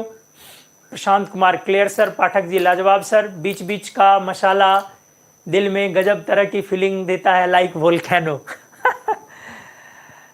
सभी लोगों ने अच्छा लिखा, यस सर काफ़ी इंटरेस्टिंग क्लास जा रहा है, थैंक यू। ग्रीन कलर का क्रोमेट गैस होगा या सॉलिड? देखिए क्रोमेट है तो सॉलिड, लेकिन ऐसा नहीं है ना, वहां तो क्या बनता है, उसका जो छोटा छोटा हम लोग पार्टिकल्स बोलते हैं वो बनता है, वो ब्लो हो जाता है, तो इसीलिए वो ग्रीन फ्लेम आपको पूरा का पूरा दिखता है। सॉलिड होगा तो कलेक्ट कैसे कर सकते हैं? हाँ, वो एक आपको ऐसे करना पड़ेगा कि फिर धीरे धीरे जब रिएक्शन आप ओवर करेंगे तो सारे नीचे डाउन, जैसे हम लोग किसी चीज़ को पटाखे वगैरह छोड़ते हैं तो फिर उसके क्या बारूद का जो छोटा छोटा पार्टिकल्स होता है वो नीचे आता है। मुझे तो इनऑर्गेनिक से काफ़ी डर लगता था, बट आप आए तो बाहर आई, ईजी हो गई, चलिए थैंक यू। बाकी सभी लोगों ने लिखा कि हाँ सर समझ में आ गया, ठीक है, वेरी गुड। बने रहे वीडियो पर। आइए दूसरे तीसरे तरह की चीजें हम लोग यहां लगा रहे हैं। जैसे अब मैं लगाता हूं, मान लो NH4 ClO4, ClO4 minus is perchlorate, क्या है ये? Perchlorate, and perchlorate is strong oxidising agent. देखो दोस्त, ये बात ऑल हैलेट्स, हैलेट्स, हैलेट्स से नहीं पर हैलेट्स से शुरू करो, all perhalates, halates, halites, halide नहीं halites, and hypohalites, hypohalites, perhalates XO 4 minus, halates XO 3 minus, halites XO 2 minus, and hypohalites XO minus are more or less powerful oxidising agent. Clear है दोस्त? इस line को आप याद रखें, बहुत काम की चीज है।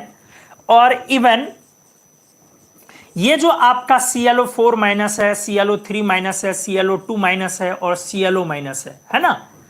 तो यहां क्लोरीन का +7 है, यहां क्लोरीन +5 है, यहां +3 और +1 है। तो आपको लगता होगा कि इसमें ऑक्सीडाइजिंग पावर इधर की तरफ होगा, पॉजिटिव ऑक्सीडेशन नंबर होने से, लेकिन ऐसा नहीं होता, मैं आगे एक्सप्लेन करूंगा। लेकिन जान ले फिलहाल ऐसा नहीं होता। बहुत लोग इसमें गलत करते हैं, इसका ऑक्सीडाइजिंग पावर इधर की तरफ है, ऑक्सीडाइजिंग पावर इधर की तरफ है, और जी हाँ, एक बात और, ClO माइनस से बेटर ऑक्सीडाइजिंग एजेंट होता है BrO माइनस, और उससे बेटर IO माइनस। इसमें भी बहुत लोग कंफ्यूजन करते हैं, इलेक्ट्रोनेगेटिविटी वगैरह पता नहीं क्या क्या लगा देता है सब आतंकवादी सब कहीं के। ठीक है, बहुत लोग ऐसा करते हैं कि इलेक्ट्रोनेगेटिविटी के ऑक्सीडाइजिंग पावर डायरेक्टली प्रोपोर्शनल करते हैं। मैंने देखा बहुत लोगों को, अच्छे अच्छे टीचर्स को करते हुए, पता नहीं क्या, कुछ बोला ही नहीं जाए, छोड़िए, लेट इट को, जाने दीजिए। कुछ चीज़ों को ना क्या कुछ बोल करके अपना जबान नहीं खाली करना चाहिए। तो जो भी लोग ऐसा पढ़ाते हैं कि इलेक्ट्रोनेगेटिविटी के डायरेक्टली प्रोपोर्शनल हो जाता है ऑक्सीडाइजिंग पावर, आपका ऑक्सीडाइजिंग पावर इलेक्ट्रोनेगेटिविटी के डायरेक्टली प्रोपोर्शनल, बहुत बहुत गंदा पढ़ाते हैं वो, बहुत बहुत गंदा, हद से ज्यादा। ठीक है, तो चलिए आ जाइए। तो हमने बोला ClO minus BrO minus IO minus, इसमें ऑक्सीडाइजिंग पावर आपका लोग पढ़ लेते हैं जनरली ऊपर की तरफ, लेकिन जी नहीं, इसमें नीचे की तरफ, मतलब ये वाला ऑक्सीडाइजिंग बेटर होता है। और इसमें पॉजिटिव ऑक्सीडेशन नंबर के डायरेक्टली प्रोपोर्शनल लोग पढ़ लेते हैं कि इधर की तरफ जा रहा है, जी नहीं, ऑक्सीडाइजिंग पावर इसमें इधर की तरफ। हाँ, इसका मैं डिस्कस करूंगा बाद में, ये काफी इंपॉर्टेंट है। फिलहाल आ जाओ दोस्तों, तो आपका ये स्ट्रॉन्ग ऑक्सीडाइजिंग एजेंट हुआ, तो आपका N2 आ जाएगा एक प्रोडक्ट, ये तो क्लियर हो चुका था पहले। अब रहा इसका रिडक्शन। तो ये हेलेट्स वगैरह जब भी आए ना, पर हेलेट्स, हेलाइट्स, तो उसका ना आप हेलोजन बना दीजिए और ऑक्सीजन बना दीजिए। स्ट्रांगली हिट करते हैं, किस केस में आया, 1 के 2, 1 स्ट्रॉन्ग ऑक्सीडाइजिंग एजेंट। स्ट्रांगली जब आप इसको हिट करेंगे ना, ठीक है, तो हमने क्या बोला, हेलोजन तैयार कर दें आप और ऑक्सीजन तैयार कर दें, और वाटर तो होगा ही। इधर वाला पार्ट को तोड़ के, जैसे वो ClO2 बनता है बेसिकली, पहले जो है वाया ClO2 होता है। अगर आप ज्यादा डेप्थ में जानना चाहते हैं तो जान लें, वाया ClO2 होता है। फिर आपका कंटिन्यूअस अगर आप हीट करते रहेंगे तो ClO2 डिकम्पोज करके Cl2 प्लस O2 में आ जाएगा। क्लियर है? तो चलो सर, और कोई एग्जांपल, मान लो ना आप NH4IO3 ले लो। इस बार हमने क्या लिया अनायन के तौर पर, IO3 minus. IO3 minus is iodate. Iodate लिया हमने, क्या बोला, स्ट्रॉन्ग ऑक्सीडाइजिंग एजेंट लो इन लोगों को। तो किस केस में आ गया दोस्त, 1 या 2? सर क्लियर है, 1 में स्ट्रांगली हिट करो। तो हमने क्या बोला कि ये जो अब इसका आएगा वो हेलोजन बना लो, ऑक्सीजन बना लो। सर अब समझ में आ गया, N2 plus I2 plus O2 plus H2O। बहुत आसान कर दिया हमने। सर और कोई एग्जांपल ले लो, चलो मैं देता हूं, NH4 होल टू HPO4। ध्यान से, हमने ये ले लिया। फिर यहां पर फॉस्फेट क्यों नहीं लिया? आप फॉस्फेट ले सकते हैं, बट बैलेंसिंग की वजह से हमने ऐसा लिया, HPO4 माइनस, मोनोहाइड्रोजन फॉस्फेट जिसको बोलते हैं। तो आप PO4 ट्रिपल माइनस लें, या फिर H2PO4 माइनस लें, या फिर HPO4 ट्रिपल माइनस ले, सॉरी डबल माइनस ले। चाहे आप फॉस्फेट लें या डाइहाइड्रोजन फॉस्फेट लें, या आप मोनोहाइड्रोजन फॉस्फेट बायफॉस्फेट लें, आप कुछ भी ले, ये सारे के सारे में फास्फोरस +5 में है, ध्यान से। और फास्फोरस 5A ग्रुप का है, इसका मतलब ये ऑक्सीडाइजिंग एजेंट तो है, बट ये सारे के सारे कैसे ऑक्सीडाइजिंग एजेंट है दोस्त, हमने उस लिस्ट में मेंशन नहीं किया। कौन सा list? Nitrate, nitrite, dichromate, permanganate, halates, halites, उस लिस्ट में मेंशन नहीं किया है। इसका मतलब है दोस्त ये सारे के सारे वीक ऑक्सीडाइजिंग एजेंट हैं। क्लियर हो गई होंगी चीजें?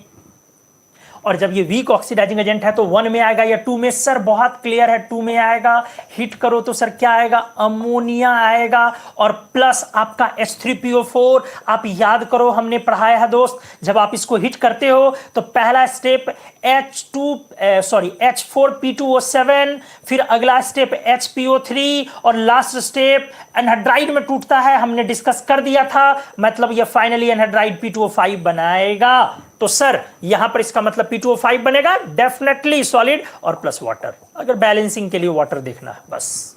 तो उम्मीद है आप अच्छे से चीजों को अब समझ पाए होंगे। हमने बहुत क्लियर किया, बहुत सारे एग्जांपल्स लिए। अगले पेज में और कुछ एग्जांपल लेता हूं मैं, अभी पिक्चर बाकी है पूरी की पूरी। बस बने रहें वीडियो पर और बताएं समझ में आया या नहीं प्लीज।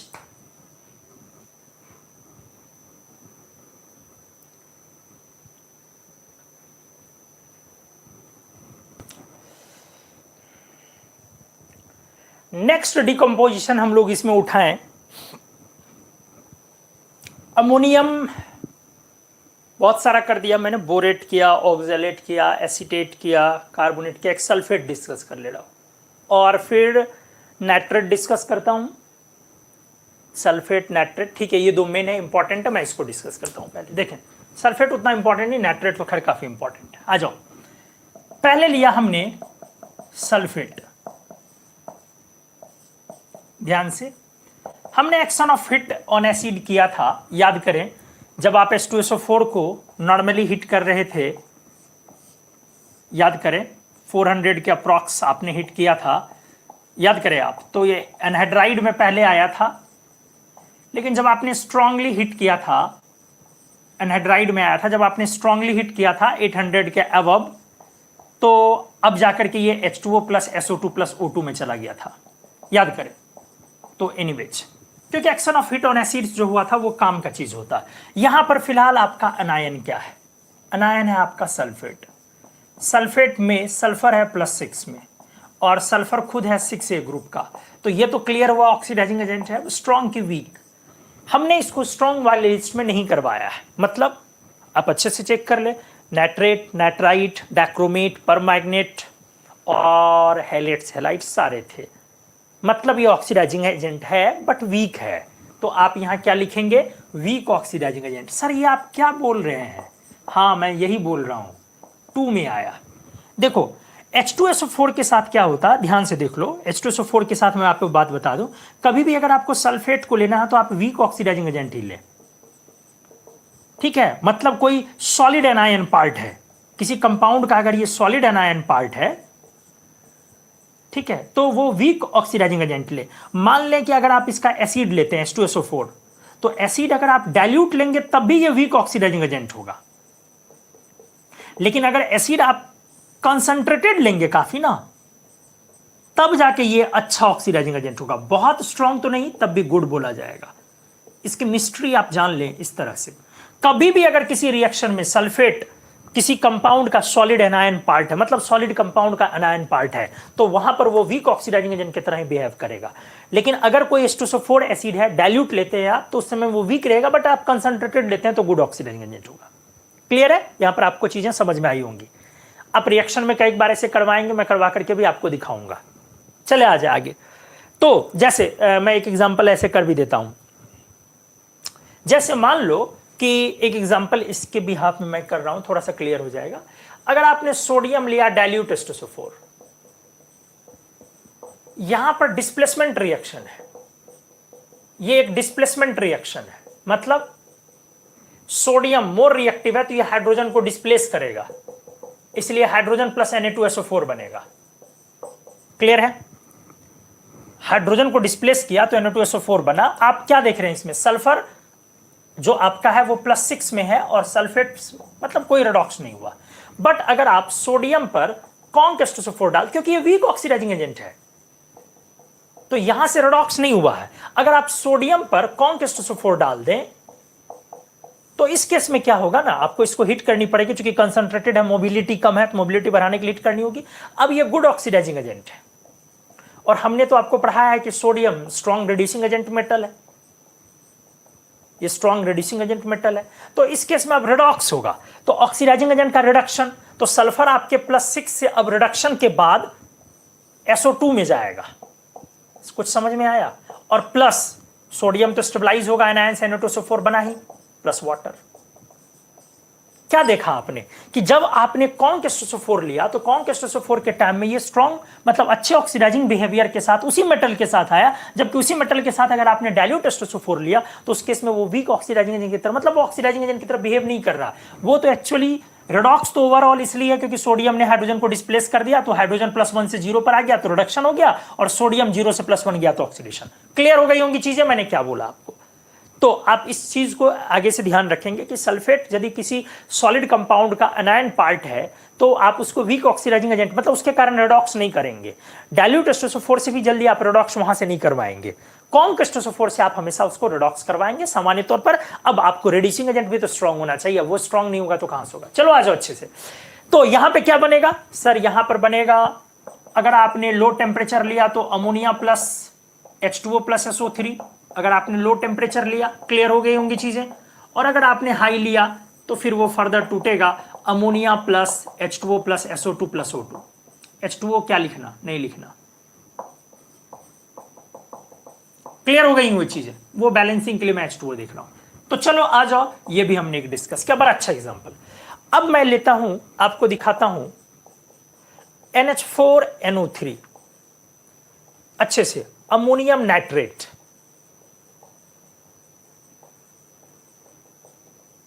अमोनियम नाइट्रेट, ध्यान से। अब क्या है पॉइंट, इस बार आपका अनायन क्या है, नाइट्रेट, नाइट्रेट कैसा, स्ट्रॉन्ग ऑक्सीडाइजिंग एजेंट। वहीं पर नाइट्रिक एसिड का जो मामला होता है ना दोस्त, आप डाइल्यूट नाइट्रिक ले तब भी अच्छा ऑक्सीडाइजिंग एजेंट होता है, गुड ऑक्सीडाइजिंग एजेंट।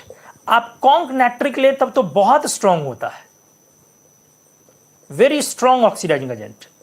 और अगर आप किसी एनायन का नाइट्रेट, आप नाइट्रेट सॉलिड एनायन पार्ट लेते हैं, तब भी ये अच्छा ऑक्सीडाइजिंग एजेंट है,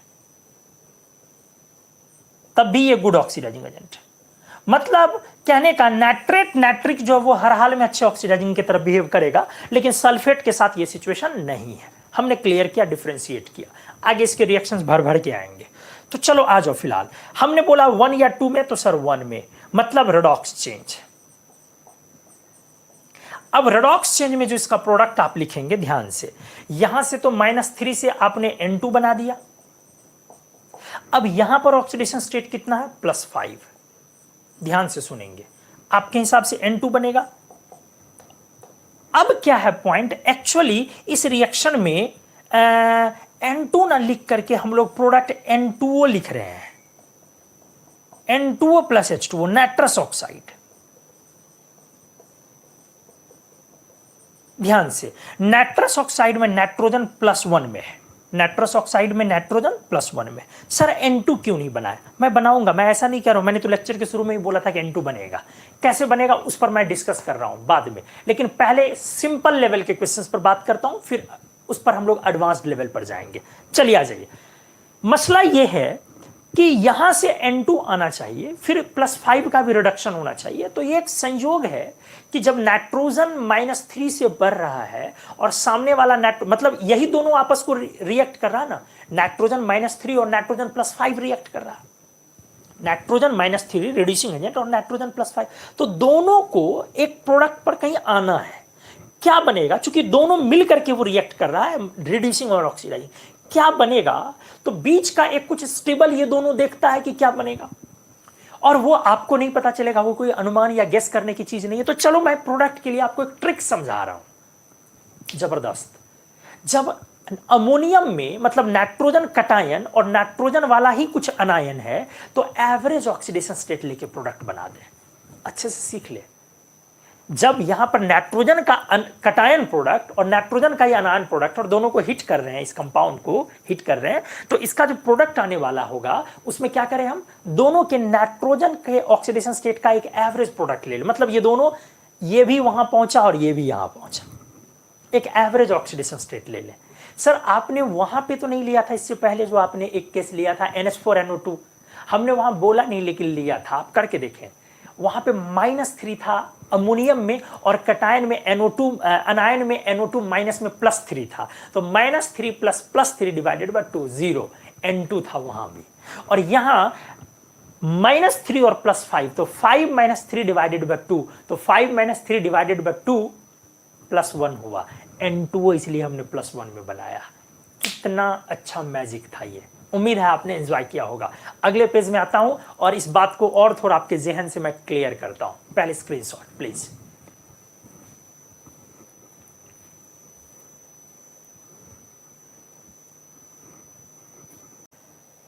तो आइए दोस्त, हम लोग इस पेज में अब वो अमोनियम नाइट्रेट वाले मसले को एक बार फिर से क्लियर करते हैं। ध्यान से अच्छे से देखें प्लीज। हमने बोला आपको अमोनियम नाइट्राइट आपने लिया, हमने बोला -3 और +3 का मामला था, हमने बोला दोनों नाइट्रोजन है, तो आपस में ये रिड्यूसिंग एजेंट और ऑक्सीडाइजिंग एजेंट का रिडक्शन है। हमने बोला कि आप एक ट्रिक इस्तेमाल कीजिए, एवरेज ऑक्सीडेशन स्टेट रूल। ये ट्रिक है, कोई मेथड नहीं है। तो हमने इसीलिए -3 जो +3 डिवाइडेड बाय 2, हमने 0 में एक प्रोडक्ट लिया N2+H2। ठीक है, चलो आ जाओ आगे। पॉइंट ये है, अगर NH4NO3 ले लिया, ठीक है, तो यहां भी -3 और यहां +5। अच्छे से देखें, once again reducing agent plus oxidising agent का मामला है। तो ये हमने बोला एवरेज ऑक्सीडेशन स्टेट रूल लेना है। दोनों नाइट्रोजन वाला कैटायन एनायन है, तो सर नाइट्रोजन इक्वल्स टू, इसलिए -3 + 5 डिवाइडेड बाय 2 इक्वल्स टू +1। तो आपका product becomes N2+H2। Once again आ गई है, कुछ एडवांस लेवल की भी बातें होती चली जाए साथ में।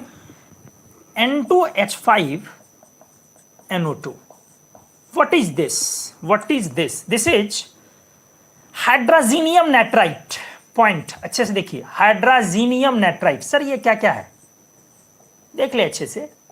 नाइट्राइट मैं क्लियर कर देता हूं। जैसे आपका NH3 है, तो अमोनिया आप बोलते हैं। आपने जब इसमें H+ ऐड किया तो NH4+ को आपने क्या बोला दोस्त? सर हमने इसको अमोनियम बोला। बहुत क्लियर है। तो इसी का ना डायमर प्रोडक्ट है N2H4, इसी का डायमर प्रोडक्ट है N2H4। अमोनिया का ही डायमेरिक प्रोडक्ट है, डायमेरिक प्रोडक्ट है। तो आप इसको क्या बोलते हैं? हाइड्राजीन बोलते हैं ना। NN, बस एक हाइड्रोजन हट गया, चूंकि आपका बाकी सब कुछ वैसे ही रह गया, लोन पेयर भी एज इट इज है आपका। तो हाइड्राजीन आप इसको बोलते हैं इस कंपाउंड को। तो फिर आपने जब H+ ऐड किया तो N2H5+ आया, इसलिए इस कैटायन का एक हमने प्यारा सा नाम दिया हाइड्राजीनियम। तो actually this is just like the ammonium. Hydrazinium is just like the ammonium.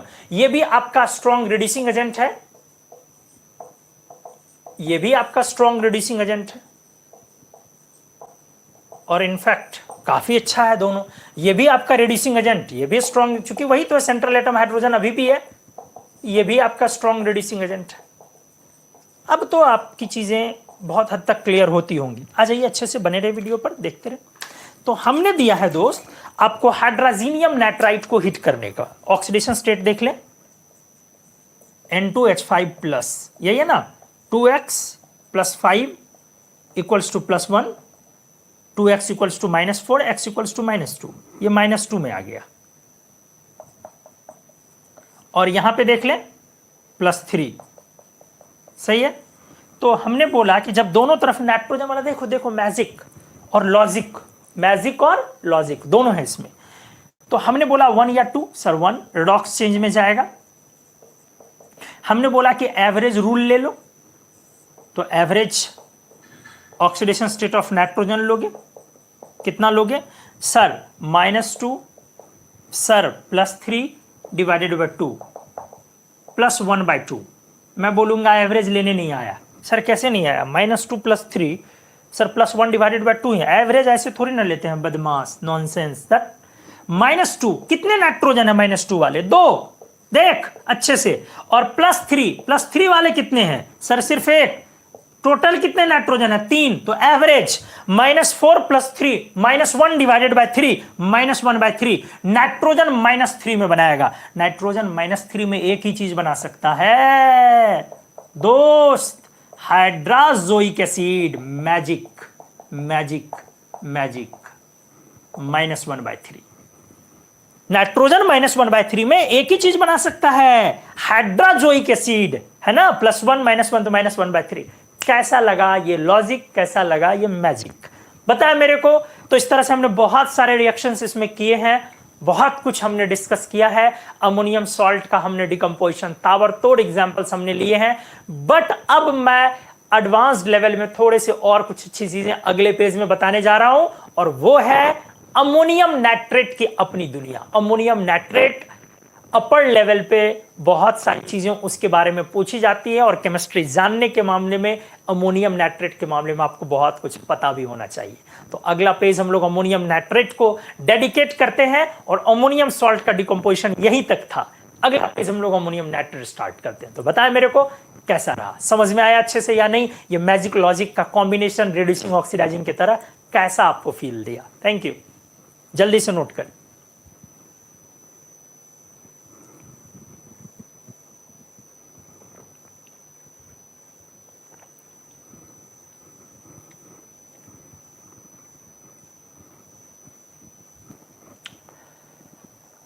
तो आइए दोस्त, हम लोग इस पेज में, पेज नंबर 7 में अमोनियम नाइट्रेट की कहानी को स्पेसिफिकली डील करते हैं। थोड़ा आ जाइए,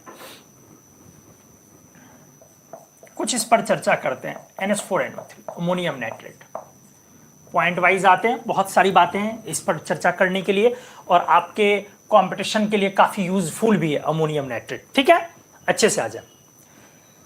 सबसे पहला पॉइंट मैं ये बोलूंगा कि ये फाउंड एज नेचुरल मिनरल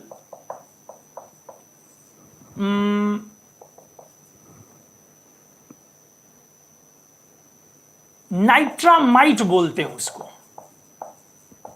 नाइट्रामाइट, और फॉर्मूला है इसका अमोनियम पोटेशियम नाइट्रेट। क्या बोलते हैं इसको सर? क्या बोला आपने? Ammonium potassium nitrate. मतलब क्रिस्टल में कुछ NH4 प्लस होते हैं तो कहीं कहीं पर K प्लस, मतलब high overall ammonium nitrate he, but नहीं हुआ। मतलब कहीं पर NH4 प्लस को K प्लस ने रिप्लेस किया। क्यों किया है ये रिप्लेस? तो एक्चुअली जो थर्मोकेमिकल रेडियाई होता है ना, थर्मोकेमिकल रेडियाई, आयोनिक साइज जो है ना, वो NH4 प्लस और K प्लस का बहुत कंपैरेबल है। इसीलिए जो इसका नेचुरल मिनरल है नाइट्रामाइट, या वीबाबाइट भी बोलते हैं इसको हम लोग, और वीबाइट भी बोलते हैं, ये भी बोलते हैं हम लोग। ठीक है, तो छोड़ो, इससे कोई मतलब नहीं है, हटाओ, आप वही रखो ध्यान में। नाइट्रामाइट NH4KNO3 हमने लिखा। और ये एक बड़ी काम की चीज हमने बताई आपको कि जो थर्मोकेमिकल रेडिया है एक्चुअली वो किसका, अमोनियम का और पोटेशियम का काफी क्लोज होता है। इस वजह से इसके क्रिस्टल में NH4 प्लस की जगह कहीं कहीं पर K प्लस भी नजर आ सकते हैं आपको। ठीक है, ठीक से देख लो, अच्छे से देख लो। तो ये चलो ये, और लैब में तो आप जानते हो, लैब मेथड में तो बहुत सारी चीजें हो सकती हैं। जैसे लैब में डायरेक्ट रिएक्शन तो ये चलता है, HNO3 प्लस NH3 का रिएक्शन, इससे भी बनता है, कैल्शियम नाइट्रेट से भी बनता है। लैब मेथड में तो बहुत सारा हो सकता है, लेकिन नेचुरल मिनरल ऐसे है। सबसे पहला पॉइंट। अगला पॉइंट आ जाओ, ये एक ग्रे व्हाइट सॉलिड है, ग्रे व्हाइट आयोनिक और क्रिस्टलाइन सॉलिड है। अच्छे से दोस्त एक एक पॉइंट को अच्छे से समझे। मैंने बोला कि ये ग्रे व्हाइट, ठीक है, वो कोई बड़ा मसला नहीं है, बट हमने बोला ये क्रिस्टलाइन सॉलिड है। मतलब यहां से आपकी ये चीजें क्लियर हो गई होंगी। किसी ने कुछ देर पहले पूछा था कि सर कोवेलेंट है कि आयोनिक है, तो जी हाँ, क्लियर है, क्रिस्टलाइन सॉलिड हमने लिखा वो आयोनिक है, NH4 प्लस और NO3 माइनस के बीच का। तो क्रिस्टल स्ट्रक्चर क्या है?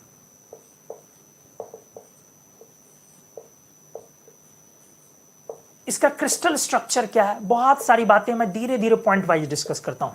इसका क्रिस्टल स्ट्रक्चर क्या है, आ जाए। इसका क्रिस्टल स्ट्रक्चर एटमॉस्फेरिक प्रेशर पर अलग अलग टेम्परेचर पर वैरी कर जाता है। लेकिन सर कोई एक तो बोलेंगे ना अपन, जैसे सर कैल्शियम का भी आपने बताया था कि BCC भी होता और CCP भी होता है, लेकिन बट अलग अलग टेम्परेचर पर। और जब रूम टेम्परेचर पर अपन बात करें तो कैल्शियम का CCP अपन बोलते हैं। तो उसी तरीके से सर इसमें भी तो कुछ क्रिस्टल स्ट्रक्चर हम लोग बोलेंगे कि स्टैंडर्ड टेम्परेचर पर।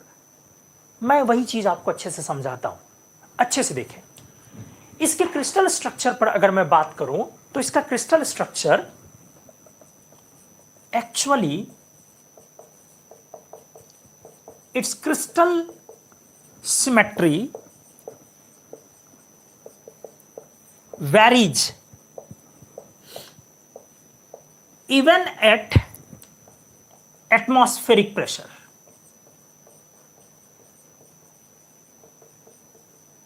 on different temperature। बस टेम्परेचर डिफरेंट हो तो एटमॉस्फेरिक प्रेशर पर भी इसका क्रिस्टल स्ट्रक्चर वैरी करता है।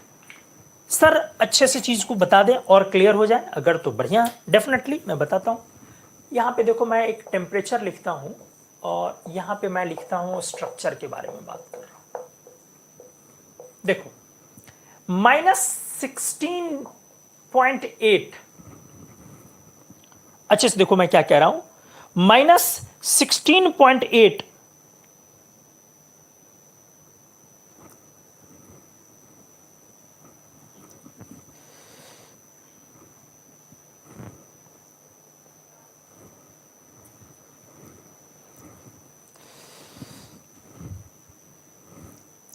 देखिए ठीक से, -16.8 से अगर आप नीचे चले जाएं तो इसका क्रिस्टल स्ट्रक्चर आपका टेट्रागोनल है। क्या है? टेट्रागोनल सिमेट्री है। कुछ अंदर चला गया है लग रहा है। टेट्रागोनल सिमेट्री है। और अगर आप -16.8 डिग्री सेंटीग्रेड से लेकर के 32.3 तक आप रोम करेंगे तो अब ये रोम्बिक फॉर्म में आएगा, बीटा रोम्बिक स्ट्रक्चर। अब 32.3 से लेकर के 84.2 तक जाएंगे तो अब ये अल्फा रोम्बिक होगा। चीजों को अच्छे से देखें। आपका जो रूम टेम्परेचर है, जिस पर आप स्ट्रक्चर को देखते हैं, इमेजिन करते हैं, वो आपका इसी रेंज में है। आप समझ पा रहे हैं ना? ये नहीं है बट ये भी नहीं है, इसी रेंज में है रूम टेम्परेचर। क्लियर हो गया ना? यहां से लेकर के इसी रेंज में रूम टेम्परेचर। इसका मतलब तो साफ हुआ ना, अराउंड रूम टेम्परेचर। आप अगर बात करें तो इसके क्रिस्टल स्ट्रक्चर में आपका बीटा रोम्बिक अल्फा रोम्बिक में टर्न करता है और ये ट्रांजिशन टेम्परेचर है, ये ट्रांजिशन टेम्परेचर है 32.3 डिग्री सेंटीग्रेड। ऐसा सल्फर के भी साथ होता है, सल्फर के साथ भी होता है, रोम्बिक और मोनोक्लिनिक सल्फर के साथ भी होता है। ट्रांजिशन टेम्परेचर पर दोनों एक दूसरे में 369 केल्विन पर एक दूसरे में ट्रांसफर होते रहते हैं। वो एक ट्रांजिशन टेम्परेचर। यहां भी किसके लिए मैं बात कर रहा हूं? अमोनियम नाइट्रेट 32.3 पर दोनों में ट्रांसफर कर रहे हैं। मतलब कहने का मतलब है जनरली रोम्बिक बोल दे रूम टेम्परेचर पर, रोम्बिक फॉर्म बोल दे, रोम्बिक में अल्फा और बीटा, रोम्बिक स्ट्रक्चर बोल दे तो चल जाएगा एट रूम टेम्परेचर। चलो ये क्लियर किया। अब अगर आप 84.2 से 125.2 के अराउंड जाए, इस बीच में जाए, अब ये क्यूबिक स्ट्रक्चर में चला जाता है। ठीक है, अब 125.2 से 169.6 तक जाए तो अब ये वापस टेट्रागोनल में चला जाता है। तो टेट्रागोनल स्ट्रक्चर दो बार आया। एक बार आया लो टेम्परेचर पर और एक बार आया हाई टेम्परेचर पर। आप देखें, और रूम टेम्परेचर के अराउंड ये रोम्बिक स्ट्रक्चर में रूम, और अब इससे जाएंगे तो वो लिक्विड हो जाएगा। अब 1.69.6 ये क्या NH4NO3 गेट्स मेल्टेड, लिक्विड में आ जाएगा क्योंकि इसका मेल्टिंग पॉइंट है। ये इसका क्या है? Melting point. तो स्ट्रक्चर में बड़ी खूबसूरत बात हुई। क्या? NH4NO3 एक आयोनिक क्रिस्टलाइन सॉलिड है और इसका जो स्ट्रक्चर बहुत खूबसूरत चीज देखने को मिला है, जिस तरीके से हम लोगों ने कैल्शियम में किया था, याद करें आप, जिस तरह से हम लोगों ने कैल्शियम में किया था। क्या? तो कैल्शियम के लिए मैंने दो स्ट्रक्चर आपको सजेस्ट किए थे, एक BCC भी और एक CCP भी। हमने स्ट्रोंशियम के लिए तो तीन स्ट्रक्चर सजेस्ट किया था, BCC भी, HCP भी और CCP भी। लेकिन रूम टेम्परेचर वाला स्ट्रक्चर इसका CCP था और इसका भी CCP था। एटमॉस्फेरिक प्रेशर पर ही डिफरेंट टेम्परेचर पर वो स्ट्रक्चर डिफर करता है। तो अमोनियम नाइट्रेट के साथ बहुत खूबसूरत चीज क्या है? रूम टेम्परेचर पे ये मोस्टली रोम्बिक फॉर्म में पाए जाते हैं, बट 32.3 के नीचे वाला जो रोम्बिक है वो बीटा रोम्बिक है और 32.3 के ऊपर वाला जो रोम्बिक है वो अल्फा रोम्बिक है। बीटा रोम्बिक और अल्फा रोम्बिक के स्ट्रक्चर में आपको डिफरेंस पता होगा, इतना तो आप मेरे को भी समझ में आ रहा है।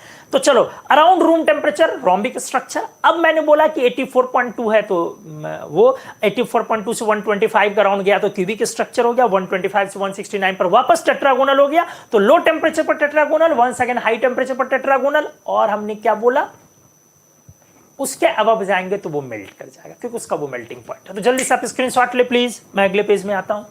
ये पेज नंबर 7 है, मैं पेज नंबर 8 में आता हूं जल्दी से।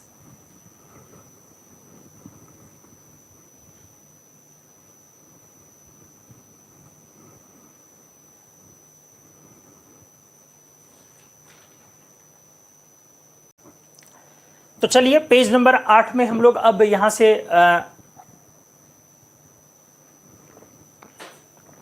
चीजों को आगे बढ़ाएं। हमने क्रिस्टल स्ट्रक्चर भी डिस्कस किया है, किसका क्या है, अमोनियम नाइट्रेट का नेचुरल मिनरल में किस फॉर्म में पाया जाता है, और भी प्रॉपर्टी को डिस्कस करते हैं। ध्यान से आ जाए। जैसे क्रिस्टल स्ट्रक्चर के बाद ध्यान से, इट इज हाइग्रोस्कोपिक। हाइग्रोस्कोपिक, कहीं कहीं डिलिक्विसेंट भी लिखा रहता है। ध्यान से, अब पॉइंट है, हाइग्रोस्कोपिक तो आप लोग जानते हैं वाटर होल्डिंग एबिलिटी है, डिलिक्विसेंट भी आप जानते हैं ये भी वाटर होल्डिंग एबिलिटी है। कुछ लोग नहीं भी जानते होंगे तो मैं डिस्कस कर दे रहा हूं, बहुत लोअर क्लासेस से हाइग्रोस्कोपिक और डिलिक्विसेंट वर्ड इस्तेमाल होता है। दोनों ही चीजें वाटर होल्डिंग एबिलिटी। कौन दोनों चीजें? आपका डिलिक्विसेंट होना भी, लेफ्ट हाइग्रोस्कोपिक ही लिखता हूं, हाइग्रोस्कोपिक ही लिखता हूं, और हाइग्रोस्कोपी ले लेता हूं और डिलिक्विसेंट ले लेता हूं। अच्छे से देखो, डिलिक्विसेंट, ये दो प्रॉपर्टी है, दोनों ही वाटर होल्डिंग एबिलिटी है, वाटर होल्डिंग प्रॉपर्टी है, मतलब पानी को पकड़ के रखने वाली प्रॉपर्टी। दोनों एक ही प्रॉपर्टी है। फर्क क्या है कि ये कोई सब्सटेंस है, ये एयर में डालने पर एयर से मॉइस्चर को ये ले लेगा, ध्यान से सुनेंगे, और ये तब तक लेते रहेगा डिजॉल्व्स अंटिल गेट्स सॉरी, या ठीक है, डिजॉल्व्स नहीं लीजिए, इसको लिखिए कि retains H2O until gets dissolved। क्या बोला मैंने? अच्छे से देखो, जो भी सब्सटेंस डिलिक्विसेंट आप लिखते हैं ये भी एटमॉस्फेयर से मॉइस्चर को लेगा, और मॉइस्चर को लेकर के वो अगर कम मॉइस्चर एटमॉस्फेयर में तो उसको ठीक है ड्राई कर लेगा, रखे रहेगा, बट अगर एटमॉस्फेयर में ज्यादा मॉइस्चर है तो उसको अल्टीमेटली उसमें वो घुल जाएगा, उसको घुलना पड़ जाएगा, मतलब वो डिसॉल्व कर जाएगा, ये सॉल्यूशन में कन्वर्ट हो जाएगा। क्लियर हो गया सर? इसमें क्या होता है, यहां भी चीजें वही हैं दोस्त, बहुत लोग कंफ्यूज होते हैं, इसलिए मैं क्लियर आज कर रहा हूं। यहां भी चीजें वही हैं कि आप एयर में डालेंगे तो ये भी मॉइस्चर को लेगा, ठीक है, रिटेन्स मॉइस्चर, ध्यान से, and remains still in solid form. मतलब सर ये सॉल्यूशन में नहीं जाएगा अगर ज्यादा वाटर है? जी नहीं, never gets converted to solution. बस यही अंतर है, इसके बर्दाश्त करने की क्षमता थोड़ी ज्यादा है, ये ज्यादा पानी तक लेकर के रख सकता है। कौन? हाइग्रोस्कोपिक जो टर्म है, ये ज्यादा पानी तक लेकर के रख सकता है, और मतलब वाटर होल्डिंग एबिलिटी इसमें ज्यादा है, वाटर रिटेनिंग। क्योंकि रिटेन करने का मतलब क्या है, हम सॉलिड है तो भाई सॉलिड में रिटेन करके रखे, ये कम रहेगा तो सॉलिड रहेगा, ज्यादा हो जाएगा तो गीला हो जाएगा। नमक NaCl, ध्यान से सुने, NaCl डिलिक्विसेंट है, ठीक है, बट नमक जो हमारा टेबल सॉल्ट उसमें MgCl2 होता है। MgCl2 एक्चुअली डिलिक्विसेंट नेचर का है, और वो ज्यादा बर्दाश्त नहीं कर पाया, पानी लिया और डिसॉल्व कर गया, इसलिए आपका नमक गीला हो जाता है MgCl2 की वजह से। लेकिन अगर सिर्फ प्योर NaCl को देखें तो वो डिलिक्विशन, वो हाइग्रोस्कोपिक नेचर का फिर है। डिलिक्विशन भी बोलते, चीजें दोनों एक ही है, बस ये क्या है ना, यहां पर हम लोग तब इस्तेमाल करते हैं टर्म जब मतलब सॉल्यूशन में कन्वर्ट वो नहीं होता है, तो उस तरह मतलब ज्यादा वाटर को रिटेन करने की जो क्षमता होती है वो हाइग्रोस्कोपिक हो गया। जैसे Na2CO3.10H2O, तो सोडियम कार्बोनेट के एक आयन ने, एक मॉलिक्यूल मतलब एक Na+ और कार्बोनेट ने मिलकर 10-10 एवरेज वाटर मॉलिक्यूल को होल्ड करके रखा, सोचो वो डिसॉल्व नहीं किया। ठीक है, तो क्लियर हो गई वो चीजें। दोनों एक ही चीज है ऑलमोस्ट भी, तो इट इज हाइग्रोस्कोप। और ये जो हाइग्रोस्कोपी है ना, जानते हैं बहुत सारा स्कोपी होता है, ये कोई इमेजिंग नहीं है, ये इमेजिंग या क्या होता है उसको व्यूइंग बोल लो, व्यूइंग टेक्निक नहीं है, ये नहीं है ना, बिल्कुल नहीं है। ये मतलब क्या है, मैंने क्या बोला, जैसे आप स्पेक्ट्रोस्कोपी बोलते हो, एनएमआर एमएमआर वगैरह कुछ कुछ, स्कोपी वर्ड जब भी लगता है तो वो इमेजिंग है, इमेजिंग, समझ रहे हैं हम। तो वो इमेजिंग या व्यूइंग, स्ट्रक्चर को व्यू करने का वो तरीका है। तो हाइग्रोस्कोपी एक ऐसा स्कोपी है जो ये नहीं है। एक्चुअली इसका नाम कहां से आया ना, 1790 में इसको ह्यूमिडिटी लेवल को चेक करने के लिए जो टेक्निक हुआ, उसको हाइग्रोस्कोपी नाम दिया गया। ह्यूमिडिटी कि वाटर कितना है एटमॉस्फेयर में, तो उसके लिए, या किसी भी चीज में ह्यूमिडिटी का लेवल क्या, कोई खाने पीने की चीज या कोई भी चीज में, तो 1790 में 1790 में उसके लिए एक चीज बना, क्या, हाइग्रोस्कोप तैयार किया गया। तो वहीं से अब नाम आगे बढ़ गया वो हाइग्रोस्कोपिक। क्लियर हो गया होगा चीज। तो ये कोई इमेजिंग या व्यूइंग टेक्निक नहीं है, और 1790 में ये डेवलप हुआ ह्यूमिडिटी को चेक करने के लिए, इसलिए ये आ गया। तो चलिए एनीवेज हमने ये किया। तो ये जो सॉलिड है वो हाइग्रोस्कोपिक है, एक डिलिक्विसेंट भी कह सकते हैं, लेकिन मेनली हाइग्रोस्कोपिक बोलेंगे। मतलब ये आपका, ध्यान से, हाइग्रोस्कोपिक वाटर ले सकता है, स्टिल बड़ी अच्छी बात मैं बोलता हूं, it does not form hydrate. क्या मैजिक है यार, क्या मैजिक है। ये अपने आयंस के बीच अमोनियम और नाइट्रेट की पैकिंग इतनी अच्छी है, ये अपने आयंस के बीच वाटर का हाइड्रेट वाला फॉर्मूला, जबकि हाइग्रोस्कोपिक है। मतलब आप सोडियम कार्बोनेट भी हाइग्रोस्कोपिक है, तो सोडियम कार्बोनेट में अप टू Na2CO3 10H2O आप लिख लेते हैं, लेकिन अमोनियम नाइट्रेट में आप कोई भी NH4NO3.XH2O जो लिखोगे, ऐसा नहीं होता है, ये नहीं हो सकता, ये हाइड्रेट फॉर्म नहीं करता है। इसके पीछे की जो लॉजिक है वो इसके सॉलिबिलिटी से रिलेटेड है। तो चलिए आइए, क्या सॉलिबिलिटी से, इसको पानी मिलेगा और ये हाईली सॉल्युबल है, वो इंडोथर्मिक इसकी सॉलिबिलिटी होती है। मैं डिस्कस कर रहा हूं, अच्छे से आ जाए। तो ये पॉइंट मैंने क्या लिखा दोस्त, ये हाइग्रोस्कोपिक है, लेकिन ये कोई भी हाइड्रेट का फॉर्मेशन नहीं करता है। आ जाए अगले पॉइंट पर, मैं आपको ले आ रहा हूं। NH4NO3 is highly water soluble. NH4NO3 is highly water soluble, काफी ज्यादा वाटर सॉल्युबल है, लेकिन दोस्त इसकी सॉल्युबिलिटी जो है वो इंडोथर्मिक सॉल्युबिलिटी है। सर इंडोथर्मिक सॉल्युबिलिटी मींस, आप समझ रहे हैं, इंडोथर्मिक सॉल्युबिलिटी मींस आप समझ तो रहे होंगे, इसका डेल्टा H सॉल्यूशन पॉजिटिव होगा, लेकिन हाईली सॉल्युबल है, इसीलिए इसका डेल्टा G सॉल्यूशन नेगेटिव होगा। क्लियर है? आपको तो हमने बताया ही है, हाईली सॉल्युबल है मतलब delta G solution room temperature पर इसका नेगेटिव है, लेकिन इंडोथर्मिक सॉल्युबिलिटी है मतलब डेल्टा H सॉल्यूशन पॉजिटिव है। जरा चीजों को अच्छे से समझे, मैं क्या बोलने जा रहा हूं, अच्छे से इत्मीनान से सीखें। बहुत इंपॉर्टेंट और बड़ी बड़ी बातें यहां पर डिस्कस हो रही। एक्चुअली जो आप सॉल्युबिलिटी के लिए तकनीक लगाते हैं, सॉल्युबल सब्सटेंसेस आपका कब होगा, जब आपका डेल्टा G सॉल्यूशन नेगेटिव हो, मतलब delta H solution, ionic compound के लिए हम लोग डिस्कस कर रहे हैं, डेल्टा H सॉल्यूशन और -T डेल्टा S, ये नेगेटिव हो आपका, तभी ना। तो अब इसमें जो डेल्टा H सॉल्यूशन है आपका, वो तो लैटिस एनर्जी और हाइड्रेशन एनर्जी का सम है, सही है। तो आप जनरली बोलते हैं कि हाइड्रेशन लैटिस से ज्यादा हो तो सामान्य तौर पर सॉल्युबल, अगर एंट्रोपी चेंज को आप इग्नोर करते हैं, यही आपका डेल्टा H सॉल्यूशन है।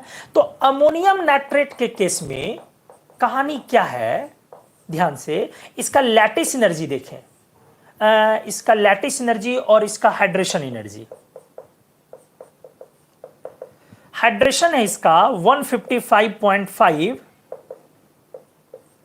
और किलो कैलोरी पर मोल मैंने लिया है यहां पर फिलहाल, और ये है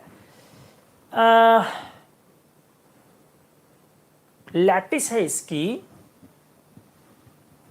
169.2 किलो कैलोरी पर मोल।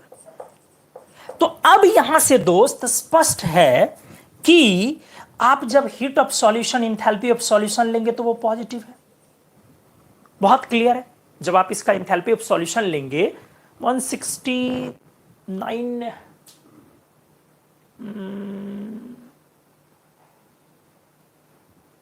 163.9 है, शायद 163.9 है। थोड़े से वैल्यू से मैं मिस कर रहा हूं, शायद ये होगा 163.9 या 1 अमोनियम नाइट्रेट। एक मिनट मैं चेक कर दे रहा हूं, मैं एक मिनट चेक कर रहा हूं। 163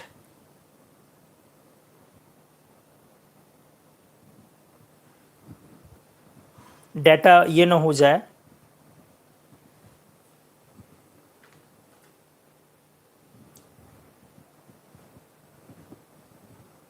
जी हाँ 163.8, हाँ सही है, सही यही वाला वैल्यू 163.8 सही ही था।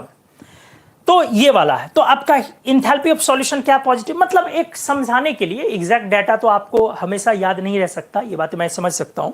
लेकिन आपने क्या देखा कि जो आपकी लैटिस एनर्जी की वैल्यू है वो 163.8 और हाइड्रेशन एनर्जी की जो वैल्यू 1.55। अब जब आप सम करेंगे तो लैटिस को पॉजिटिव लेंगे और हाइड्रेशन को नेगेटिव करेंगे, तो आपका after all enthalpy of solution क्या आया दोस्त, पॉजिटिव आया। तो जब ये पॉजिटिव आया तो एक बड़ा टेंशन है कि मतलब लैटिस ज्यादा हाइड्रेशन से, बावजूद उसके अमोनियम नाइट्रेट हाईली सॉल्युबल है। इसका मतलब कौन सा फैक्टर बड़ा है? Actually delta S becomes large positive. ये बड़ा पॉजिटिव है, जिसके कारण ये वाला and hence T delta S becomes large negative. अब तो चीजें आपको समझ में आ गई होंगी। Actually delta S large positive है, मतलब इंट्रोपी बढ़ रहा है, इंट्रोपी चेंज पॉजिटिव हो गया। क्योंकि जब आप अमोनियम नाइट्रेट को पानी में डालते, बहुत फील करने वाली चीज है। सर ऐसा क्यों हुआ होगा? देखो अच्छे से मैं फील करवाता हूं। जैसे ही आपने अमोनियम नाइट्रेट को पानी में डाला, देखो कैसे, नाइट्रेट यही आपका,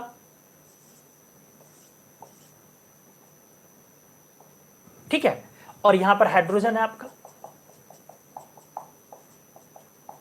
देखो इस पर वाटर का नेगेटिव डायपोल अटैक कर दिया, वाटर का नेगेटिव डायपोल अटैक कर दिया, वाटर का नेगेटिव डायपोल अटैक कर दिया, वाटर का नेगेटिव डायपोल अटैक कर दिया, वाटर का पॉजिटिव डायपोल अटैक कर दिया, वाटर का पॉजिटिव डायपोल अटैक कर दिया, वाटर का पॉजिटिव डायपोल अटैक कर दिया। आप समझ पा रहे हैं? जैसे ही हमने अमोनियम नाइट्रेट को पानी में डाला कि खलबली मच गई, खलबली मच गई। अमोनियम ने भी ढेर सारे वाटर को खींचना शुरू किया और नाइट्रेट ने भी ढेर सारे वाटर, मतलब जो वाटर में मूवमेंट है all of sudden, randomness water में सॉल्यूशन में बढ़ गया। इसीलिए ऑल ऑफ सडन आपका इंट्रोपी चेंज वो लार्ज पॉजिटिव हो गया, काफी बढ़ गया।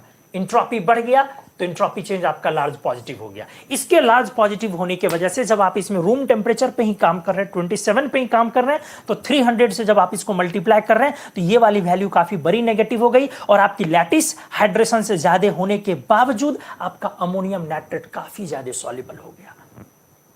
आपको समझ में आया होगा कि क्यों ये हाइड्रेट नहीं बना पाता है। तो अमोनियम नाइट्रेट हाईली सॉल्युबल है, जबकि इसकी इंडोथर्मिक सॉल्युबिलिटी है। क्यों इंडोथर्मिक सॉल्युबिलिटी है? क्योंकि इसका इंथैल्पी ऑफ सॉल्यूशन पॉजिटिव है। इंथैल्पी ऑफ सॉल्यूशन क्यों पॉजिटिव है? क्योंकि प्रैक्टिकली इसका लैटिस एनर्जी इसके हाइड्रेशन एनर्जी से ज्यादा है। आपको ये चीजें समझ में आई होंगी। तो आप जल्दी से इस मजेदार पेज का स्क्रीनशॉट ले। अगला पेज एक आखिरी पेज के तौर पे हम लोग डिस्कस करने जा रहे हैं। बहुत बढ़िया क्लास आज हम लोगों ने बनाया है। उम्मीद आपको समझ में आई होंगी चीजें और मजा भी आया होगा। एक बार मेरे को बताएं भी चीजें क्लियर हो रही या नहीं प्लीज, और स्क्रीनशॉट भी ले प्लीज।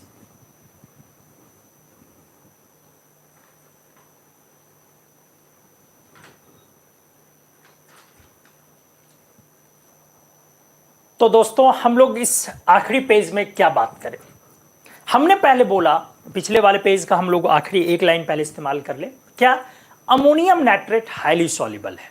मैं आपको दिखाता हूं एक बार वैल्यू से। ये तो मैंने क्लियर कर दिया कि उसका इंथैल्पी ऑफ सॉल्यूशन जो है अमोनियम नाइट्रेट का वो पॉजिटिव एक्चुअली, फिर भी वो रूम टेम्परेचर पर सॉल्युबल है क्योंकि इंट्रोपी चेंज काफी बड़ी है, लार्ज इंट्रोपी चेंज की वजह से है। एक बार मैं एक वैल्यू लिखता हूं, देखो सॉल्युबिलिटी,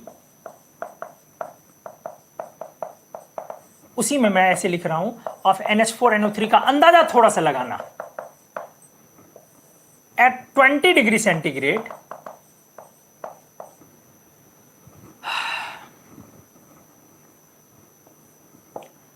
155.5 ग्राम पर 100 ml। जरा देखो कितना सॉल्युबल है यार। 100 ml में 100 ml में 155.5 ग्राम है इसकी सॉल्युबिलिटी।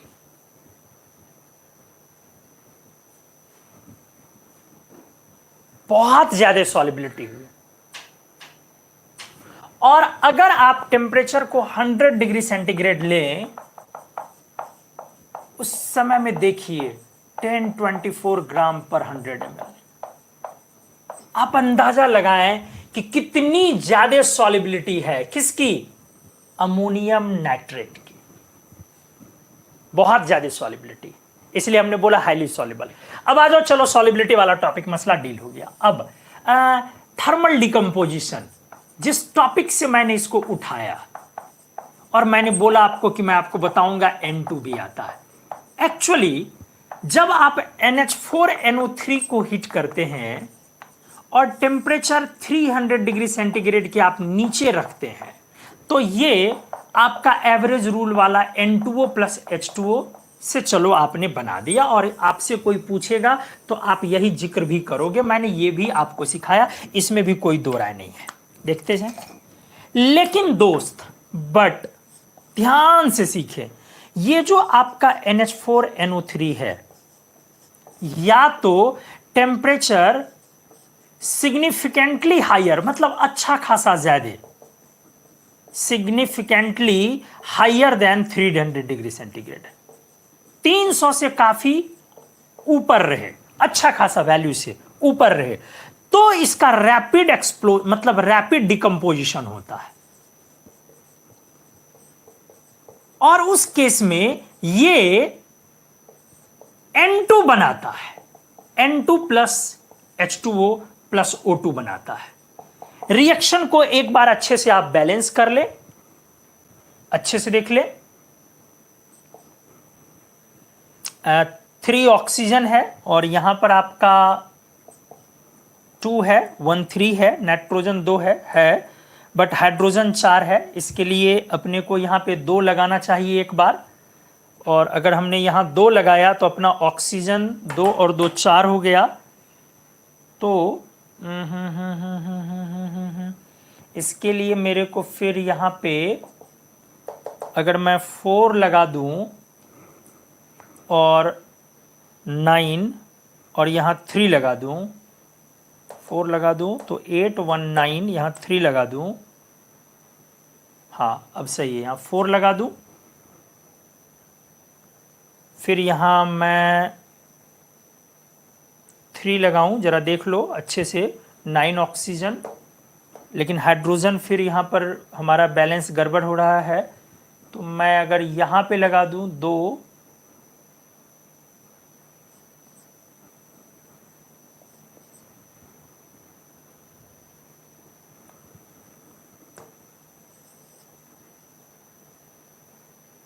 अब क्या मसला हो रहा है? अब बैलेंस हो गया शायद, देख लें आप, सिर्फ नाइट्रोजन ही यहाँ पर डबल करना है, शायद बैलेंस्ड है। देख लें कैसे, 8 हाइड्रोजन है आपका, 8 हाइड्रोजन है, और ऑक्सीजन है आपका 6, और ऑक्सीजन है आपका 4 to 6, और नाइट्रोजन 4, बैलेंस हो गया दोस्त। तो भले ये 2 मोल है, लेकिन ये तो सॉलिड है ना, ये तो सॉलिड है, और ये सारे तो 100, मतलब हमने काफी हिट किया है, ये है। तो जरा एक बार वॉल्यूम एक्सपेंशन को जरा देखिए, वॉल्यूम एक्सपेंशन, सॉलिड की वॉल्यूम तो यहां पे ऑलमोस्ट 0 हम लोग लेने वाले हैं गैस के रिस्पेक्ट में, तो ऑलमोस्ट 0 वॉल्यूम से ऑलमोस्ट 0 वॉल्यूम से ये कितने पर जा रहा है? 7 मोल वॉल्यूम्स पर, 7 वॉल्यूम्स पर नहीं, 42617 दोस्त, 0 वॉल्यूम से ऑलमोस्ट 7 वॉल्यूम पर जा रहा है। आप समझ रहे हैं ना? Causes explosion, that causes explosion. यही वजह है कि ये विस्फोट करता है। एंड सो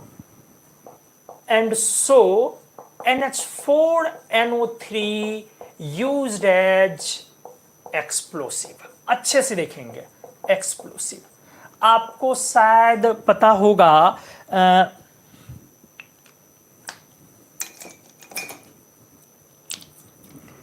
ये हैदराबाद वाला याद होगा, दिल्ली वाला याद होगा। यहां जो विस्फोट हुआ था इन दोनों सिटीज में रिसेंट ईयर्स में 9 और 11 के आसपास ऐसे कुछ हुआ था, 2009 2011 ऐसे कुछ हुआ था। तो यहां जो हुआ था वो यही एक्सप्लोसिव का इस्तेमाल किया गया था, अमोनियम नाइट्रेट का। लेकिन अमोनियम नाइट्रेट के बारे में एक चीज समझा दो, अमोनियम नाइट्रेट एक्सप्लोसिव नहीं है। सर क्या बोल रहे हैं? हम लोग तो खुलेआम पढ़ते कि अमोनियम नाइट्रेट बहुत पावरफुल एक्सप्लोसिव है। नहीं, वो एक्सप्लोसिव नहीं है। अमोनियम नाइट्रेट अपने आप में एक्सप्लोसिव नहीं है।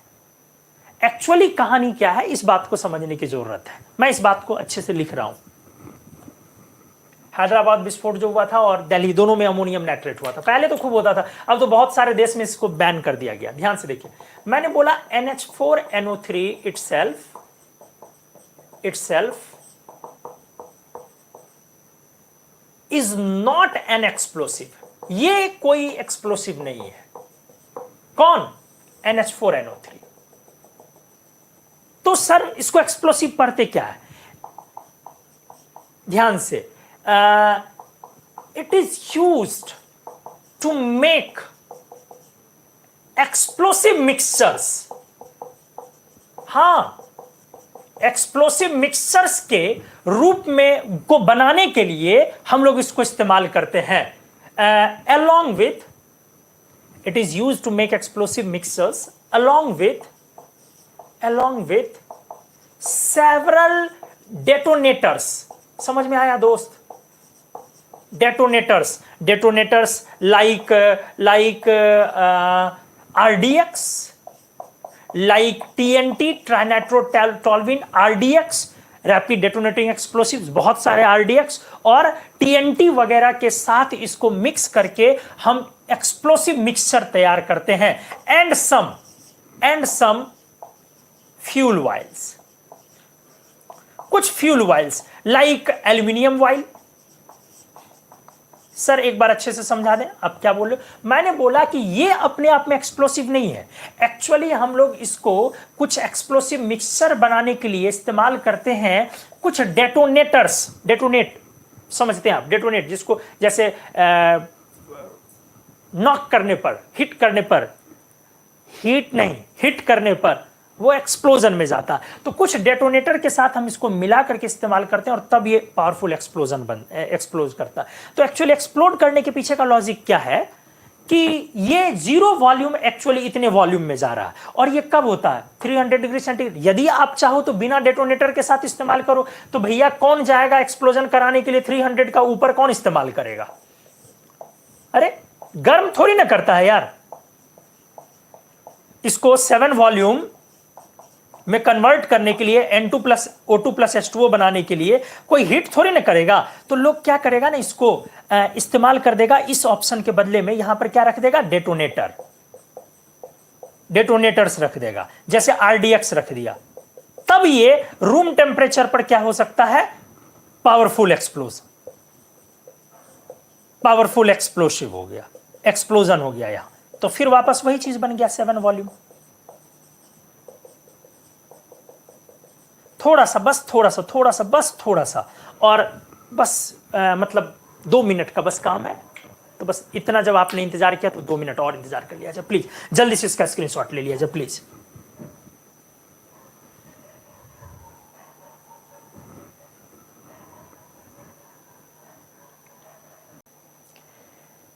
तो 9 पेज हो चुका है, 10वें पेज पे हम लोग आ रहे हैं। आ जाइए। पेज नंबर 10 आ जाइए। थोड़ा सा कुछ ध्यान से देखें, एक्सप्लोसिव्स का मैं यहां पे जिक्र कर रहा हूं, जो कॉमन एक्सप्लोसिव्स है मैं उनका जिक्र कर रहा हूं। जैसे एक एक्सप्लोसिव है एमाटोल,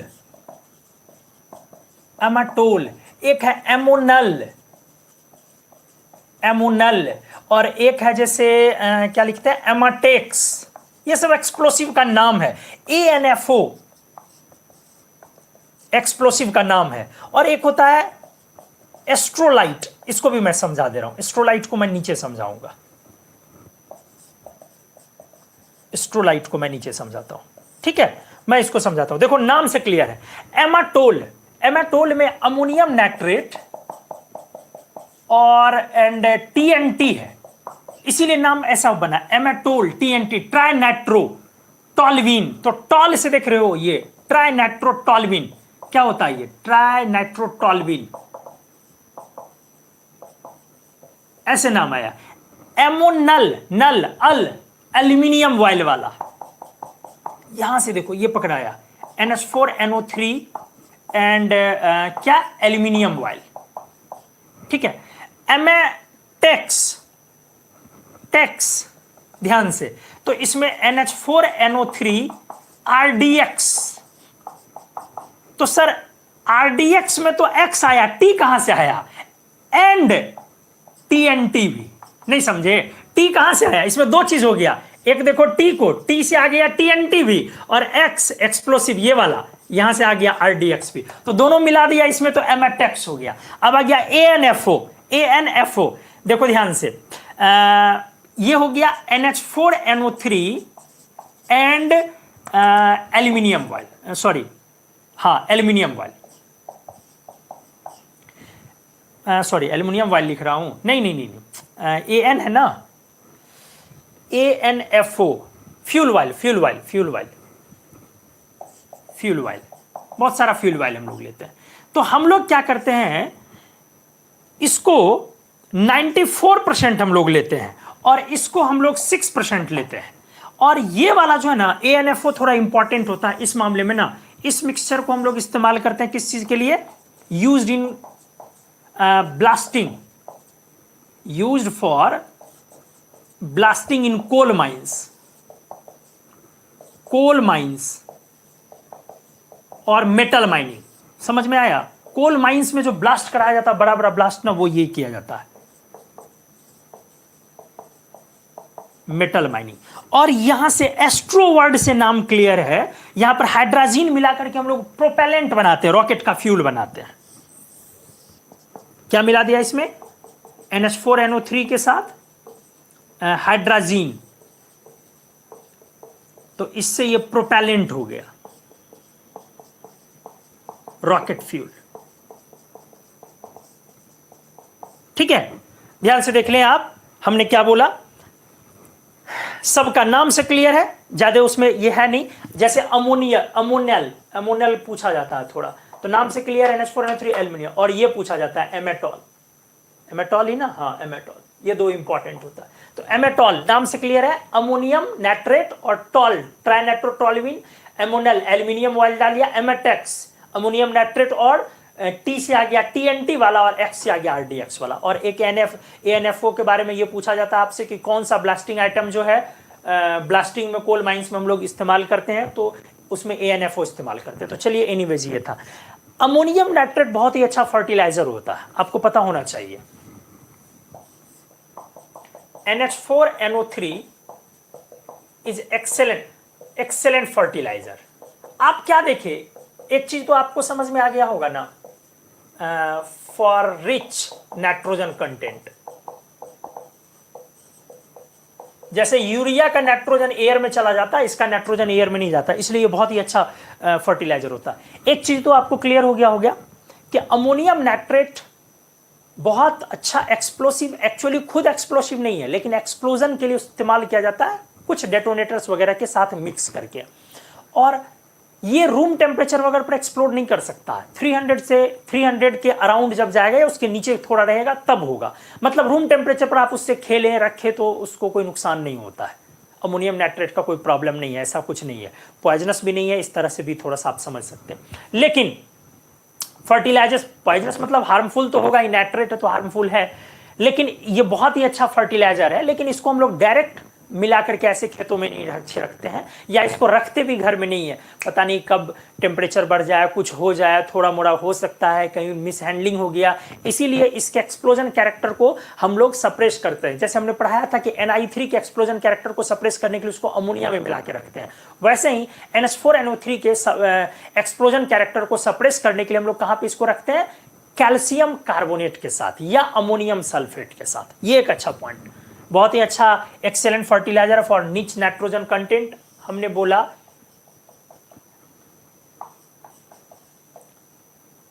to suppress its explosion character often it is kept or stored along with, किसके साथ बोला मैंने दोस्त, कैल्शियम कार्बोनेट और अमोनियम सल्फेट। तो बहुत सारी बातें हमने की, अब तो करते रहो, खत्म नहीं होने वाली है। लेकिन हमने कंपटीशन के लिए बहुत सारे काम का चीज किया। जहां तक मेन ग्रुप एलिमेंट से कभी कभार क्वेश्चंस देखने को मिले हैं, या एक आपके कंपटीशन का रेंज है, उससे भी एक स्टेप आगे बढ़ के हमने आपको सारी चीजें पढ़ाई है। तो दोस्तों, कैसा रहा आज का वीडियो, कैसा रहा ये लेक्चर? काफी लंबी लेक्चर। आप वीडियो जब कंप्लीट होगी तो हमारे वीडियो पर आप कमेंट बॉक्स में लिखेंगे, एकदम लिखेंगे, और शेयर करें, चैनल सब्सक्राइब करें, सब कुछ करें। वीडियो कंप्लीट होने के बाद कमेंट बॉक्स में एकदम डिस्क्रिप्शन में लिखेंगे कि हाँ, आपने कैसे अमोनियम को कितने अच्छे तरीके से सीखा। ये इस चीज़ का बेसब्री से इंतजार रहेगा। और जी हाँ, गूगल प्ले स्टोर पे जाइए, और मैं बार बार बोलता हूँ, एक बार फिर बोलूँगा, मैं अपने मेहनत के बिहाफ में चाहता हूँ कि मेरे को 5 स्टार की रेटिंग मिले, बट वो आपका अपना मंतव्य है, आपकी सोच है। 1, 2, 3, 4 मेरे को क्या मिलता है, लेकिन कुछ मिलना चाहिए।